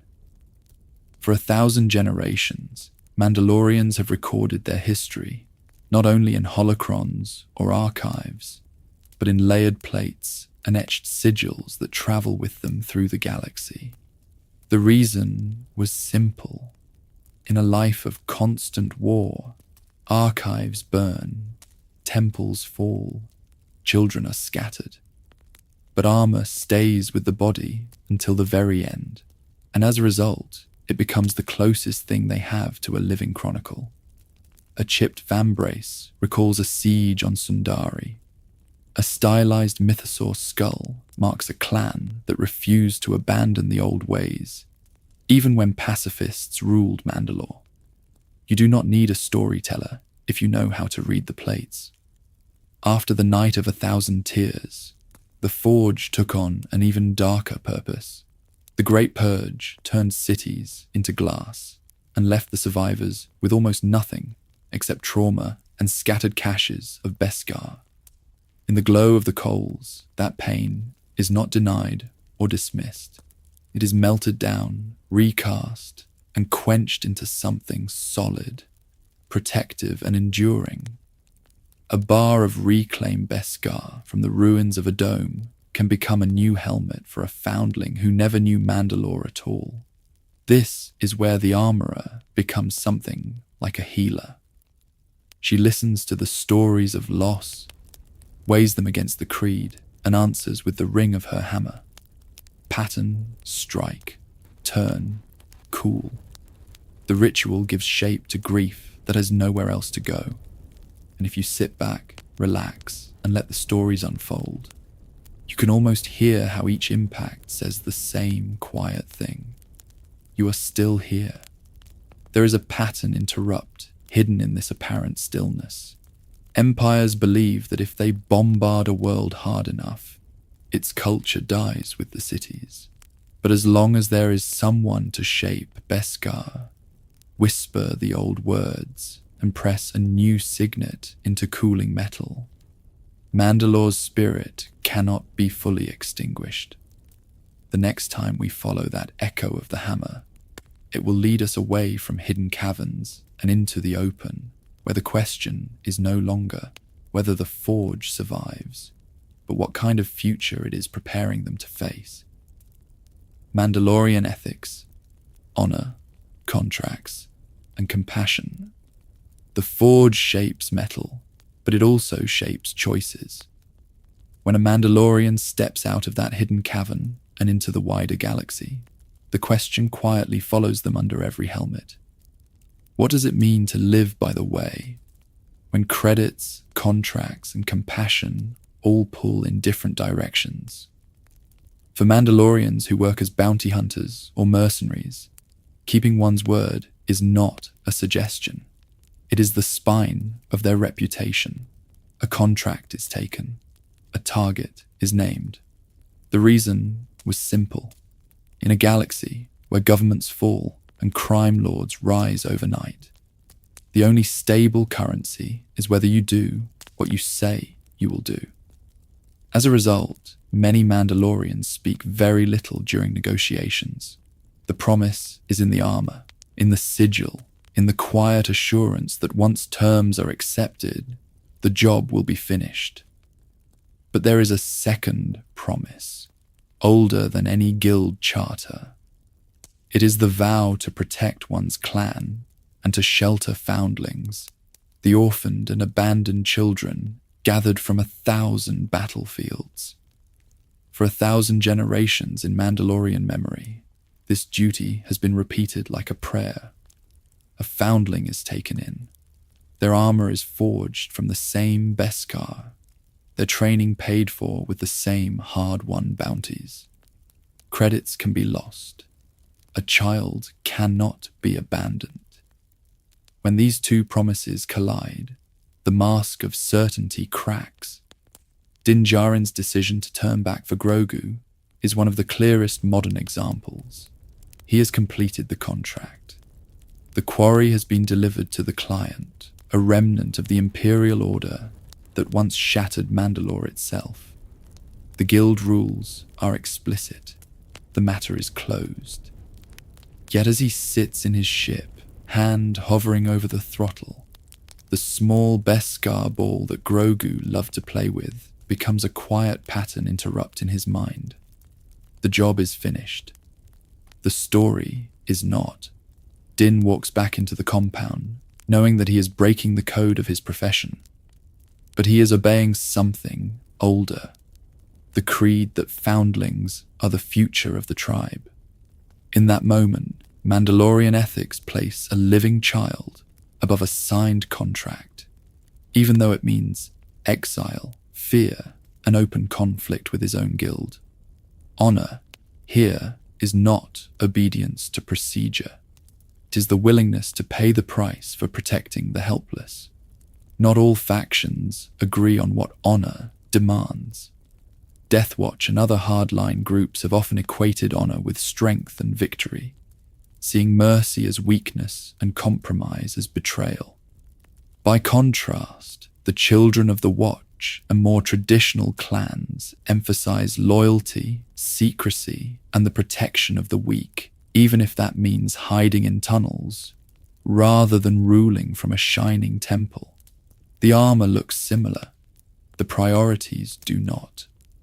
Codes like these can be a compass, pointing scattered people toward a shared identity. They can also become a cage when followed without reflection.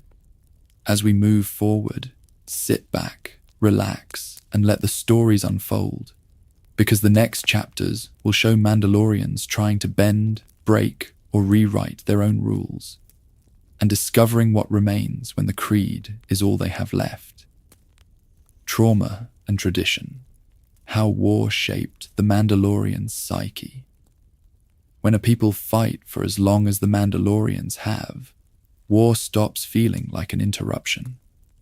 It becomes the rhythm underneath everything else. For 1,000 generations in their own memory, conquest, exile, and rebuilding have repeated so often that loss itself is woven into the way they tell a story and into the way they see themselves. Victories are rarely quiet in Mandalorian legend. Heroes are defined by how many enemies they faced, how many times they were cast out, how many scars they carried beneath the armor. Children grow up hearing about the Mandalorian-Jedi Wars, about Tara Vizsla taking his place in the Jedi Order and then returning to claim the Darksaber for his clan. The reason was simple. If your history is a chain of near-extinction events, Survival begins to feel like proof that you were right to be ruthless. As a result, violence is not just allowed, it is expected. But constant upheaval also creates another need: structure. When the surface of Mandalore is glassed on the night of 1,000 tears, when the Empire tries to erase the culture in a single bombardment, rules like "this is the way" do more than control behavior. They hold back chaos. Helmet creeds, foundling rituals, the careful forging and repainting of Beskar armor all function like a mobile temple, a kind of moving order that you carry on your body when every physical home has been taken. For someone like Din Djarin, the helmet is not just a mask. It is a line between terror and belonging, between being a frightened child on a separatist battlefield and being a warrior whose place is clear.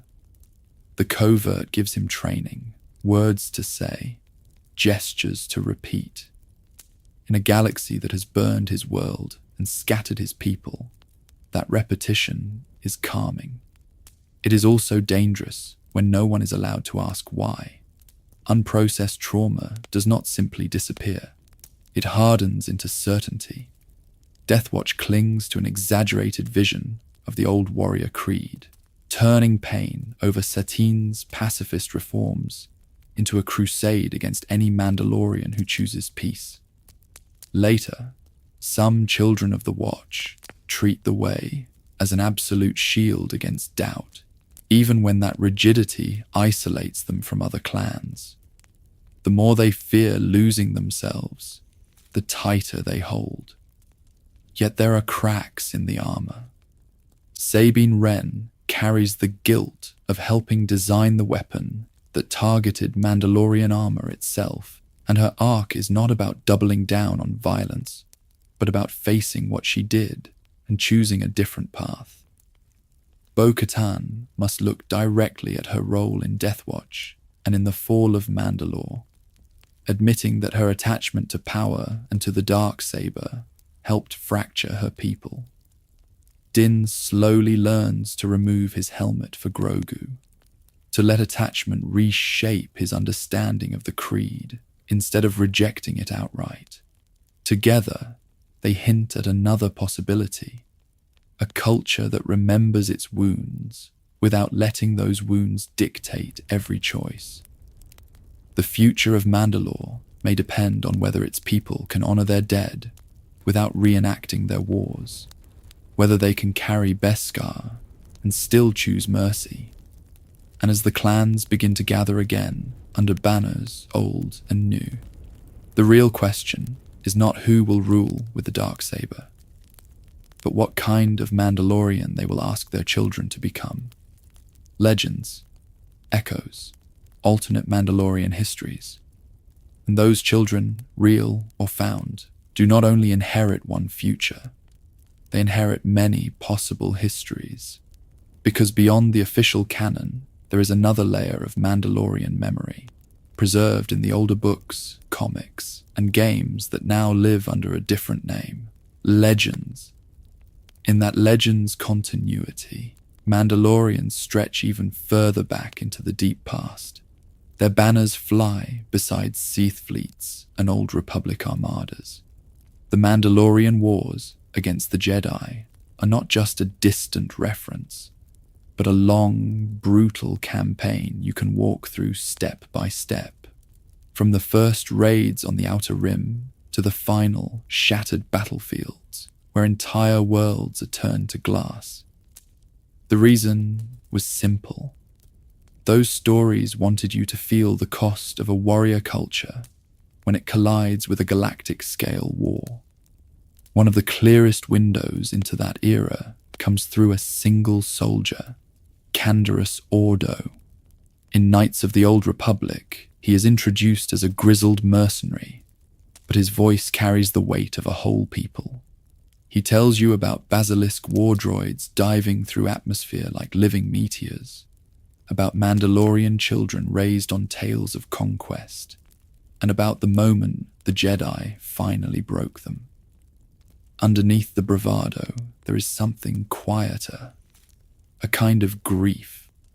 Across legends, that pattern repeats. Honor in battle is praised, but so is the honor of keeping your word. Bloodlines matter, but adoption into clans is treated as sacred, and a foundling can rise as high as any heir. There is constant tension between the urge to conquer and the need to simply survive, to protect the few Beskar-forged traditions that remain. As a result, these alternate timelines feel less like contradictions and more like echoes, vibrating around the same core themes we see in canon. For many fans, those echoes still shape how Mandalorians are understood. Even though the Legends line is no longer the official record of the galaxy, its images linger. Masked warriors standing beside Sith Lords, Mandalorian neo-crusaders facing Jedi strike teams, entire clans debating whether the old ways can coexist with a fragile republic. Creators grew up with those stories. You can feel their influence when a modern series lingers on a foundling's first helmet, or when a quiet campfire scene pauses to ask what this life of armor and exile really costs. If you ever find yourself wanting to drift further from the main timeline, we highly recommend exploring those older paths. Games like Knights of the Old Republic let you hear Candrus Ordo recount the Mandalorian Wars in his own words. Novels and comics from the Legends era expand on clans, codes, and the long, uneasy dance between Mandalorians and the Jedi Order. You can sit back, relax, and let the stories unfold, knowing you are walking through a kind of dream history. And yet, when you surface again in canon, something striking becomes clear. No matter which continuity you follow, the emotional heart of Mandalorian identity barely moves. There is still the creed. There is still the helmet. There is still the fragile bond between a warrior and the child they choose to raise. For 1,000 generations of storytellers, the armor has changed, the dates have shifted, but the questions remain the same. What is loyalty worth? How far will you go to keep your people alive? In the next part of this journey, we return fully to the canon timeline and watch how those questions shape Mandalore's fate under the shadow of the Empire. Art, graffiti, and song, the softer side of Mandalore. Under the Empire's shadow, those questions are answered not only with blasters and blades, but with paint, song, and quiet memory. Mandalorian history stretches across battlefields and ruined cities. Yet if you look closely, there is color sprayed onto the walls of that darkness. There is softness inside the helmet. Sabine Wren makes that visible. Her armor is not the muted uniform shell of a nameless soldier. It is a moving canvas, layered with bright pigments, shifting symbols, and personal marks that change as she grows. She trains as a warrior. She fights, infiltrates, and disarms explosives. But between missions, she stops to leave a phoenix on an imperial corridor, or a defiant mural over the site of a skirmish. The reason was simple. In a galaxy that tried to erase her people, she refused to be invisible. Mandalorian art grows out of that same refusal. The armor itself becomes a kind of portable temple, where each color and pattern carries a story. A green plate might recall duty to family, a red accent, a tribute to a fallen parent, a golden sheen, a nod to ancient Beskar forged before the Great Purge. Under one creed, the helmet may never be removed in public, yet the outside of that helmet can be endlessly reworked. As a result, individuality and order do not cancel each other.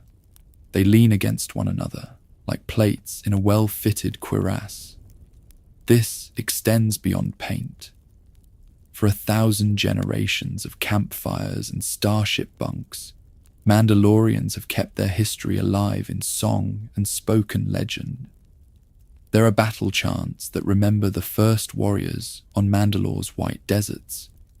There are hushed, almost lullaby-like verses about Tara Vizsla and the Darksaber, sung to a restless child who has never seen the homeworld, only heard of its glassed plains.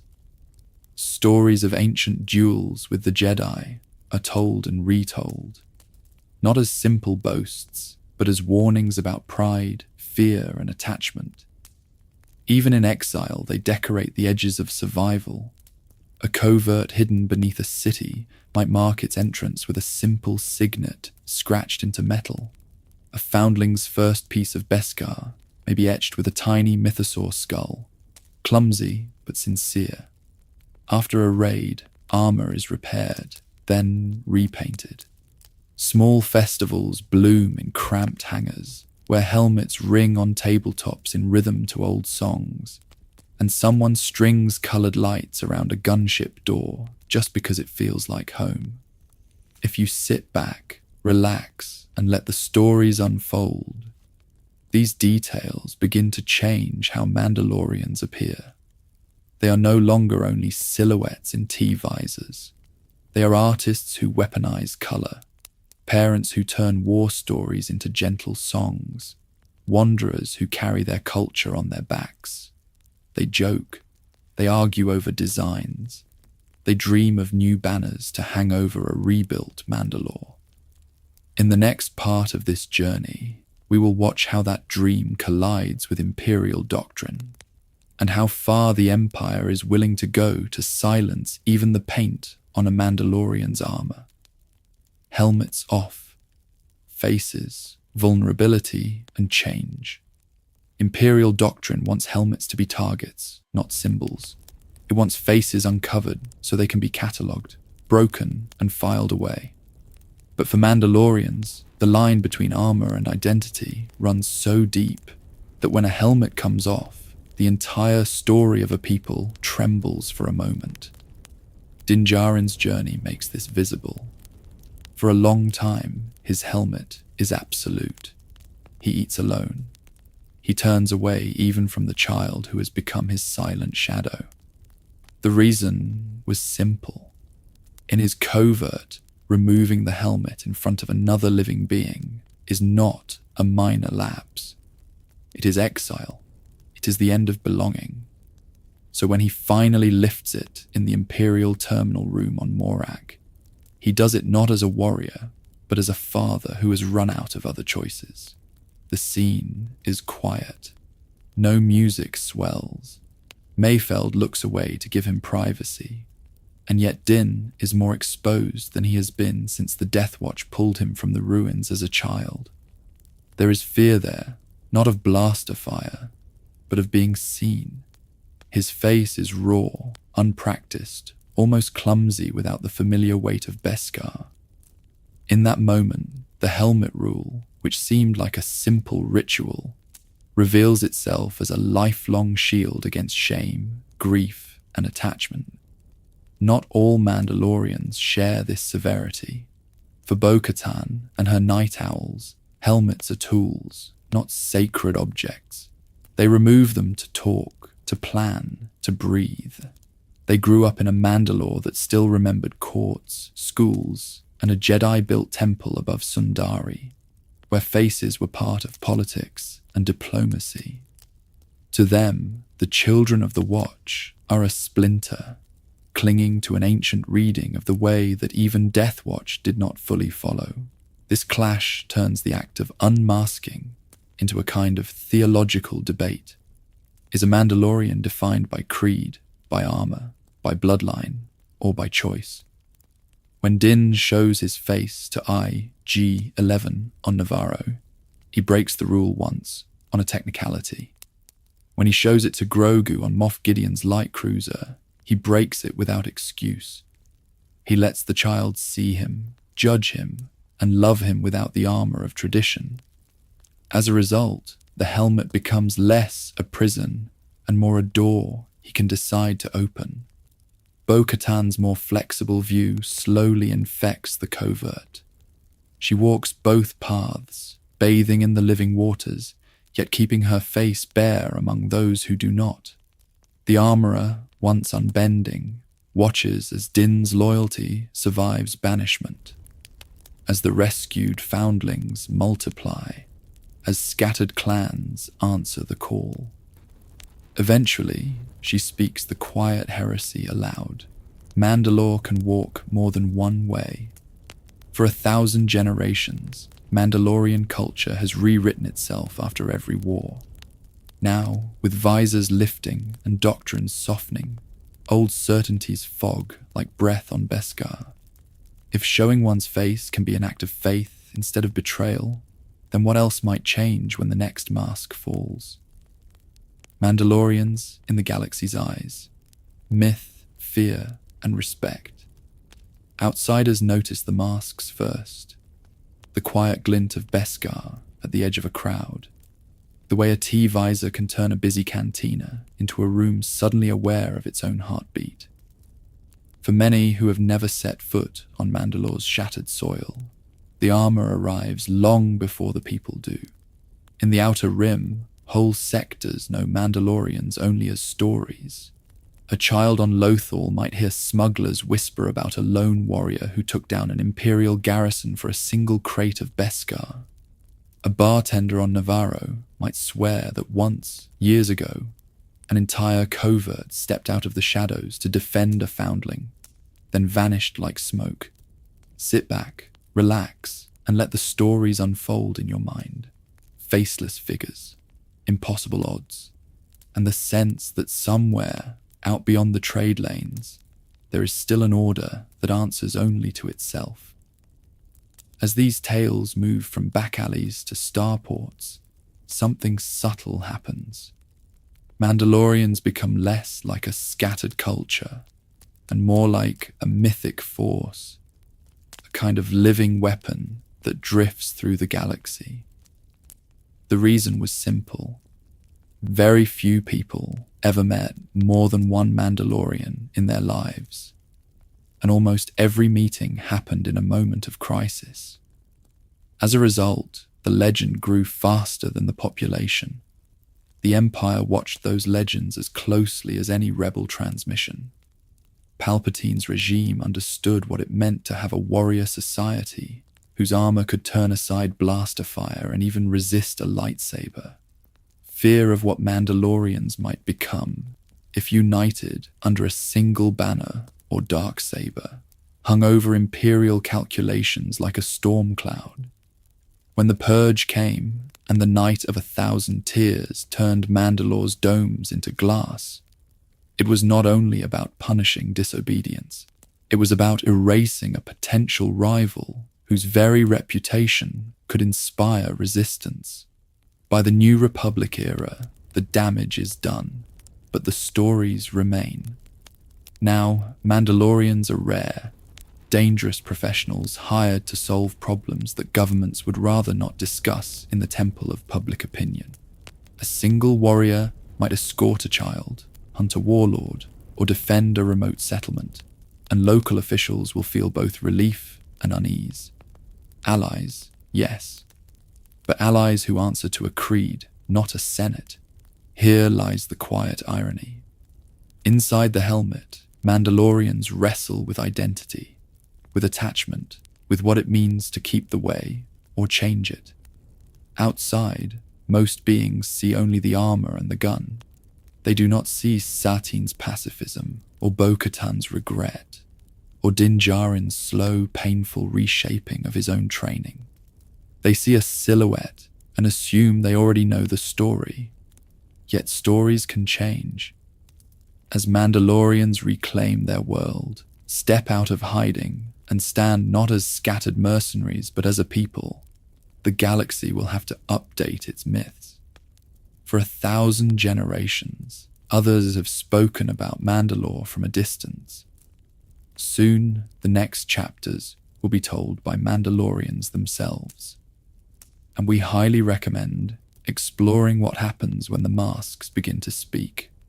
Could Mandalore have stood against the Empire? And once those voices begin to speak, Another, quieter question rises beneath the sound of blaster fire and jetpacks. Was Mandalore always doomed to fall? Or was there a version of the story where it stood unbroken, even against the Empire at its height? On paper, the ingredients for resistance were there.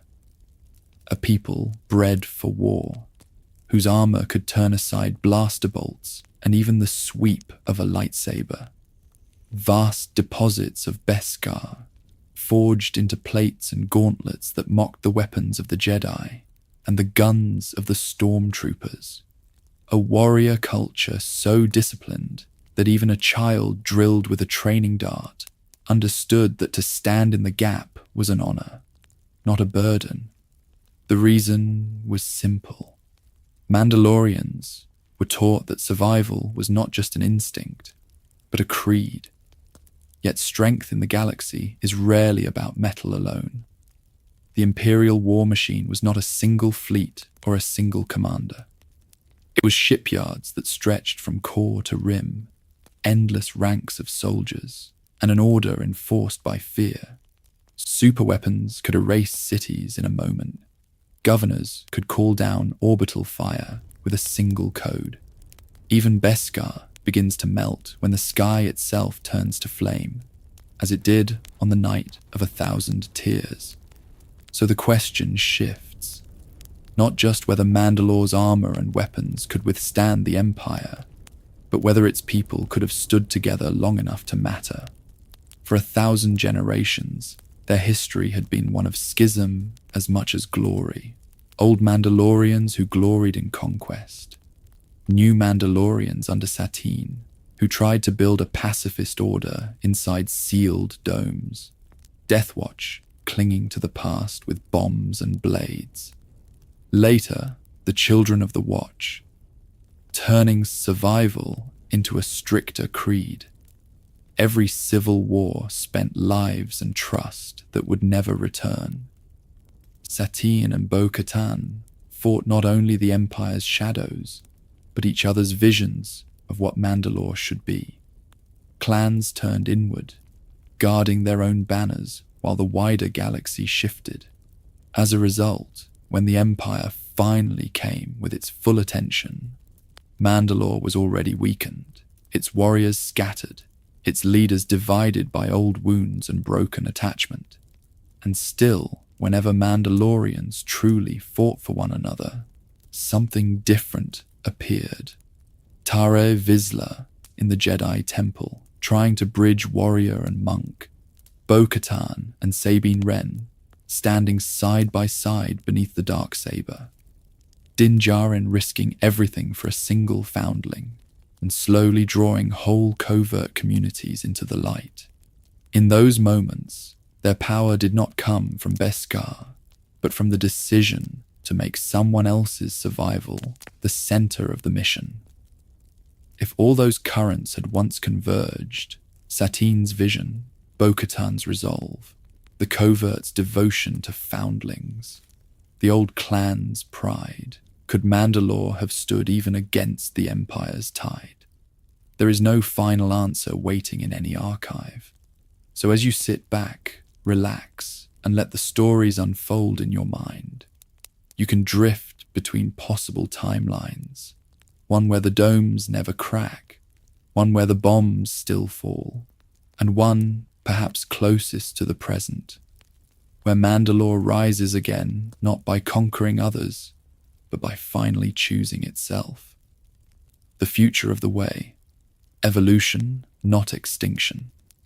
In that present, the domes are gone, the bombs have already fallen, and yet the culture inside the armor still breathes. History almost never loops back to an untouched past. It bends, it frays, it weaves old threads into new cloth, and that is what Mandalorians are beginning to do in the quiet years after the Purge. For 1,000 generations, their stories spoke of returning to glory as if time itself could be reversed. The reason was simple. When you lose almost everything, the mind clings to the last moment before the fall. but cultures do not respawn like soldiers on a training field.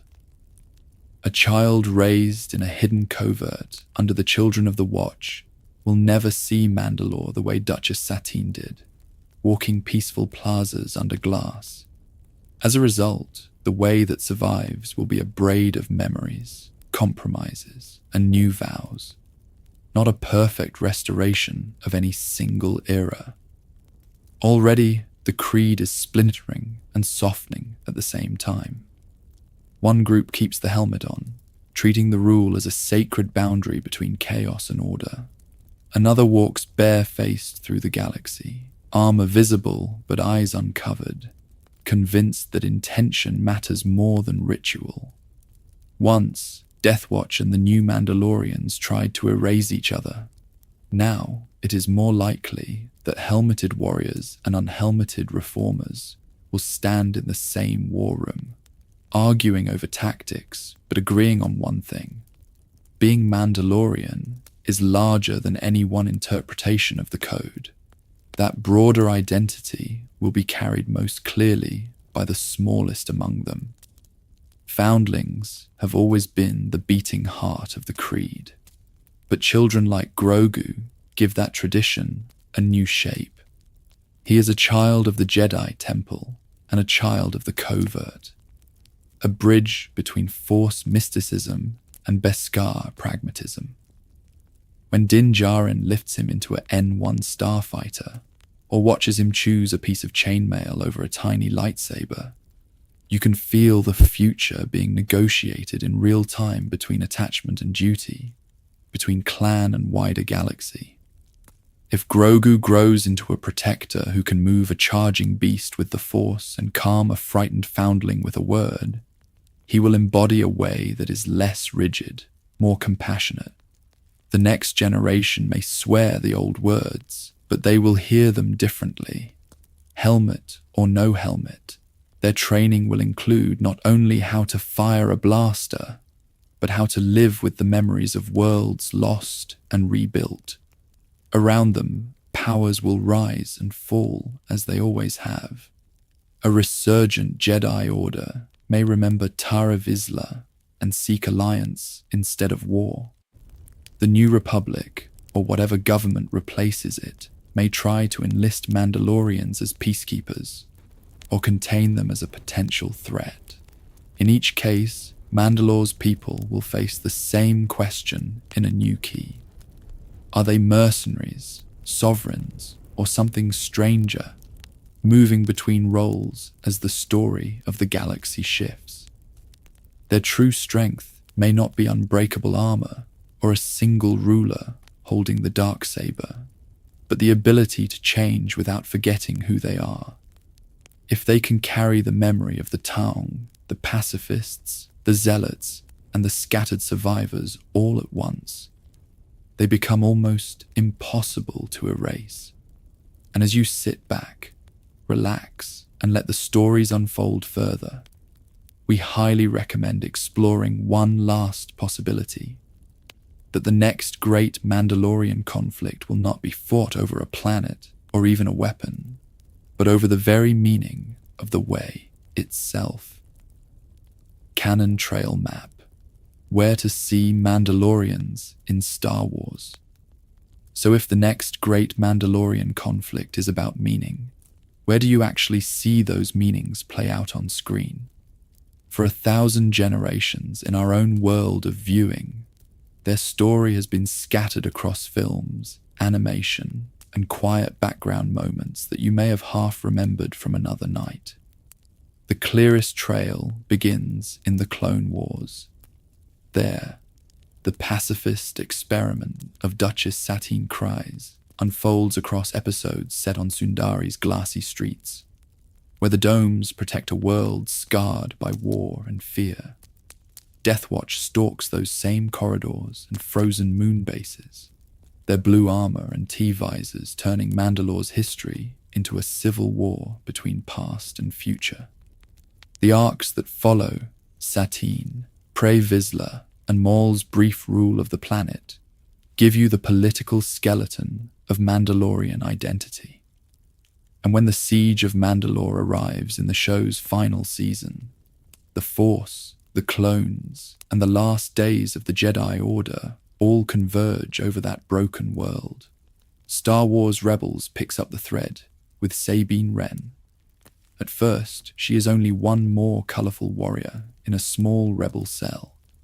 Then the Darksaber appears, and suddenly the old stories about Tara Vizsla and the clans are no longer distant legends.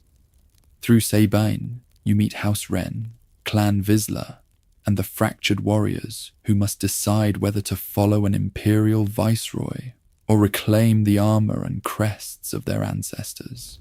Those episodes quietly explain how a child of Mandalore can carry art, guilt, and Beskar all at once. In live action, the lens narrows even further. The Mandalorian shows Din Djarin's small, ritualized life inside a hidden covert, where foundlings are raised, helmets never come off, and the creed becomes a kind of living temple.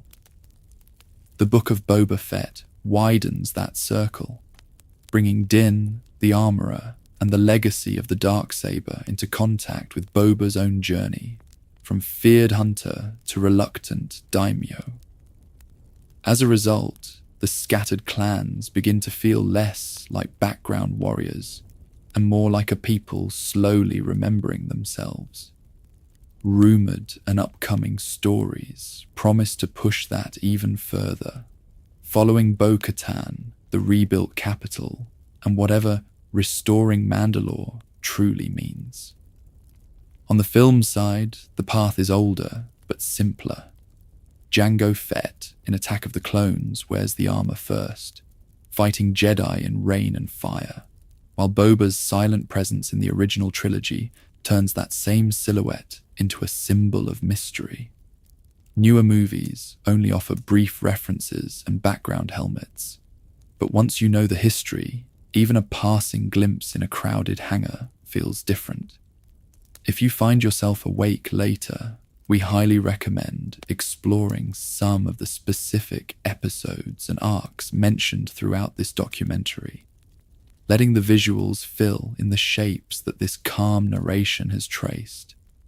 But you do not need to hold every title or chapter number in your mind tonight. The reason was simple. This is meant to be a map you can return to, not an exam. The galaxy of Mandalore, with all its clans and contradictions, will still be there when you come back to it, ready for you to sit back, relax, and let the stories unfold once more. Soft recap, from Taung Shadows to Beskar Dawn. So, before we move any farther forward, it helps to look back along the entire path we have walked together tonight.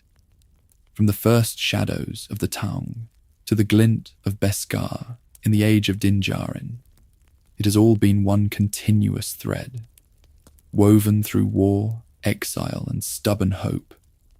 It began with a people who were not yet human. The Taung, driven from Coruscant, carved out a harsh life on Mandalore and remade themselves as conquerors. For 1,000 generations, their creed was simple: survive, expand, and let the weak fall away.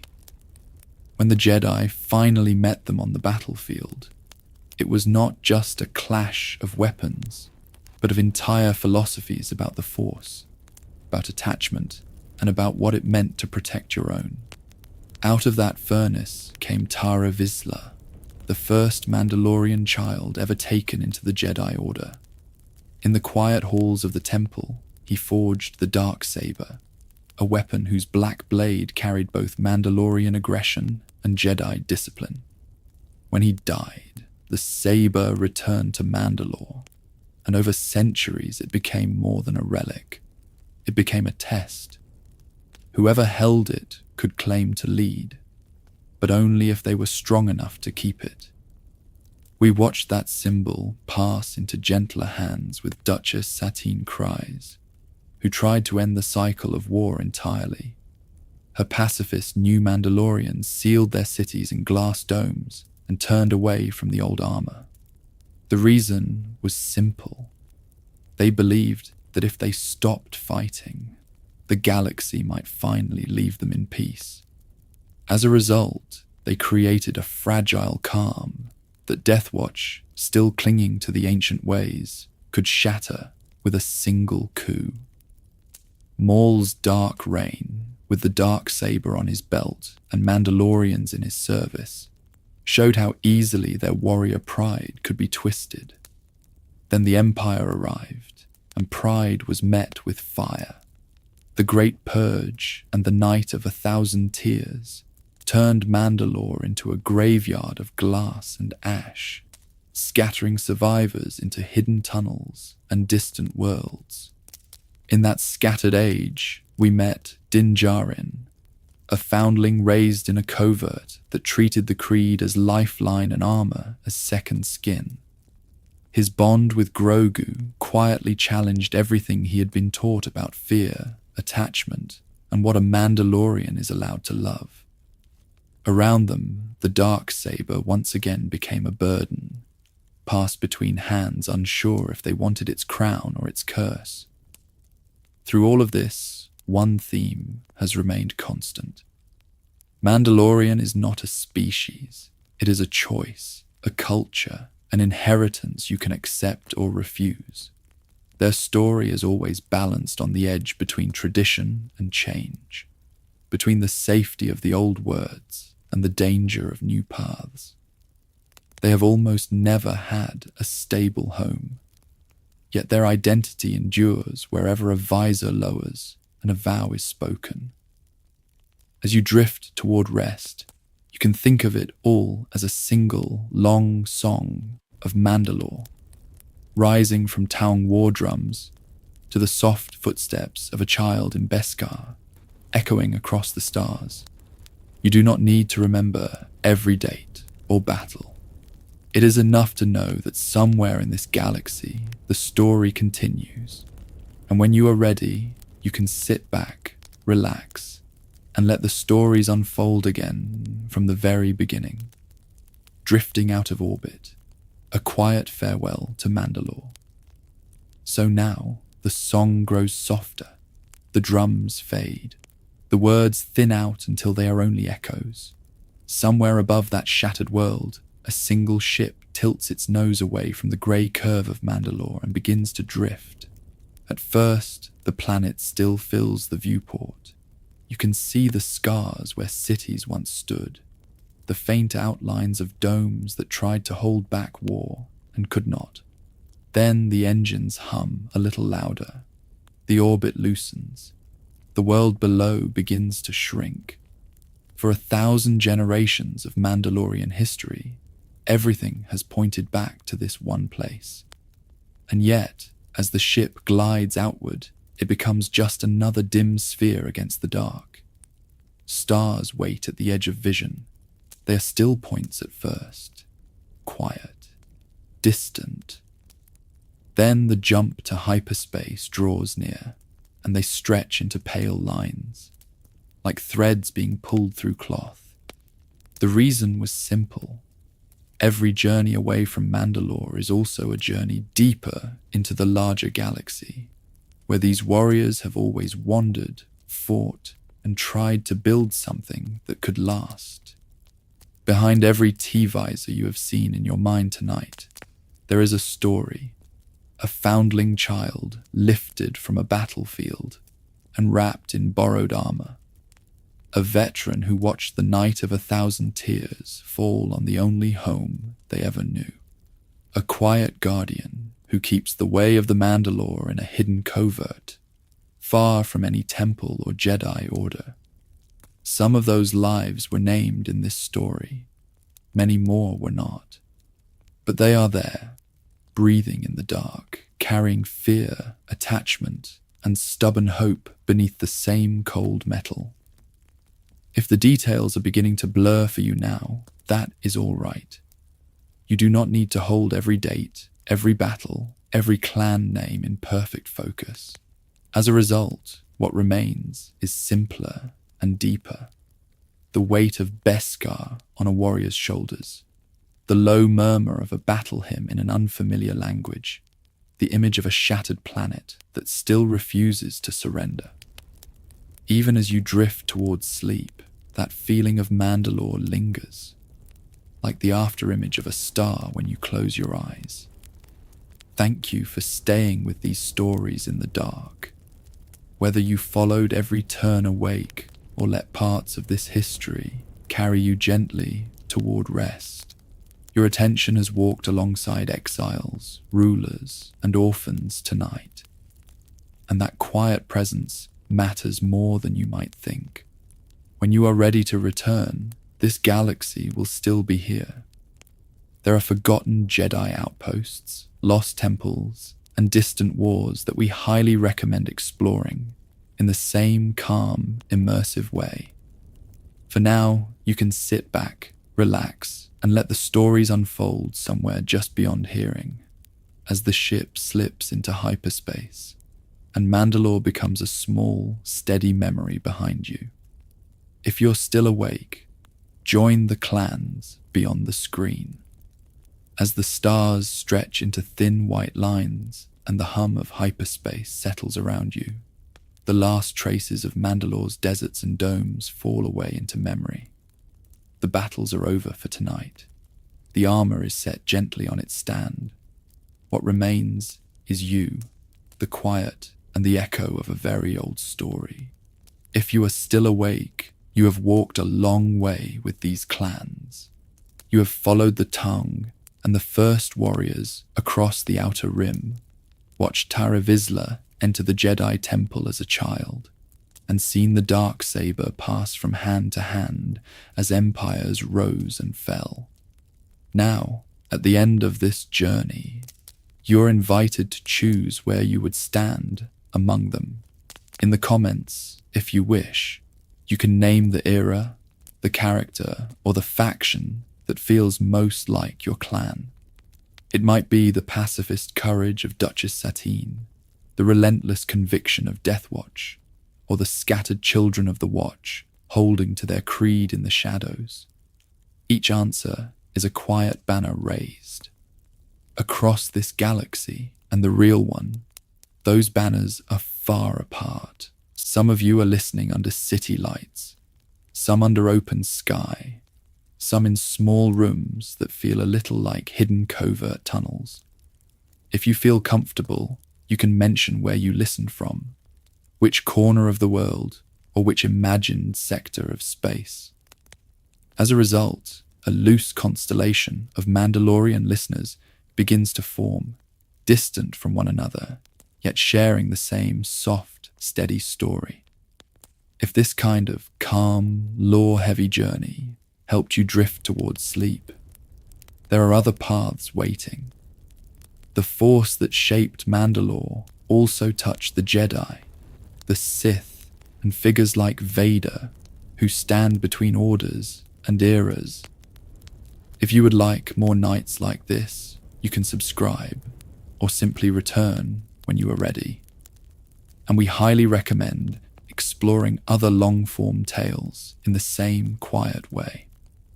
For 1,000 generations, these stories have shifted and changed, and there is always another forgotten temple, another masked figure at the edge of the frame. And if you did not make it this far with open eyes, that is all right. In fact, that was part of the purpose. The reason was simple: to offer a story strong enough to hold your attention, yet gentle enough to let it go when sleep arrived. There is no need to re-watch or repay anything unless you want to. If you woke up somewhere in the middle of a siege, a creed, or a whispered legend of Beskar, the video has already done its work. In the end, Mandalore has always been more than a single planet or a single order. It is a chain of memory, passed from warrior to foundling, from elder to child, even when the clans are scattered and the surface is glassed by fire. As long as someone, somewhere, remembers their story, the way of the Mandalore endures.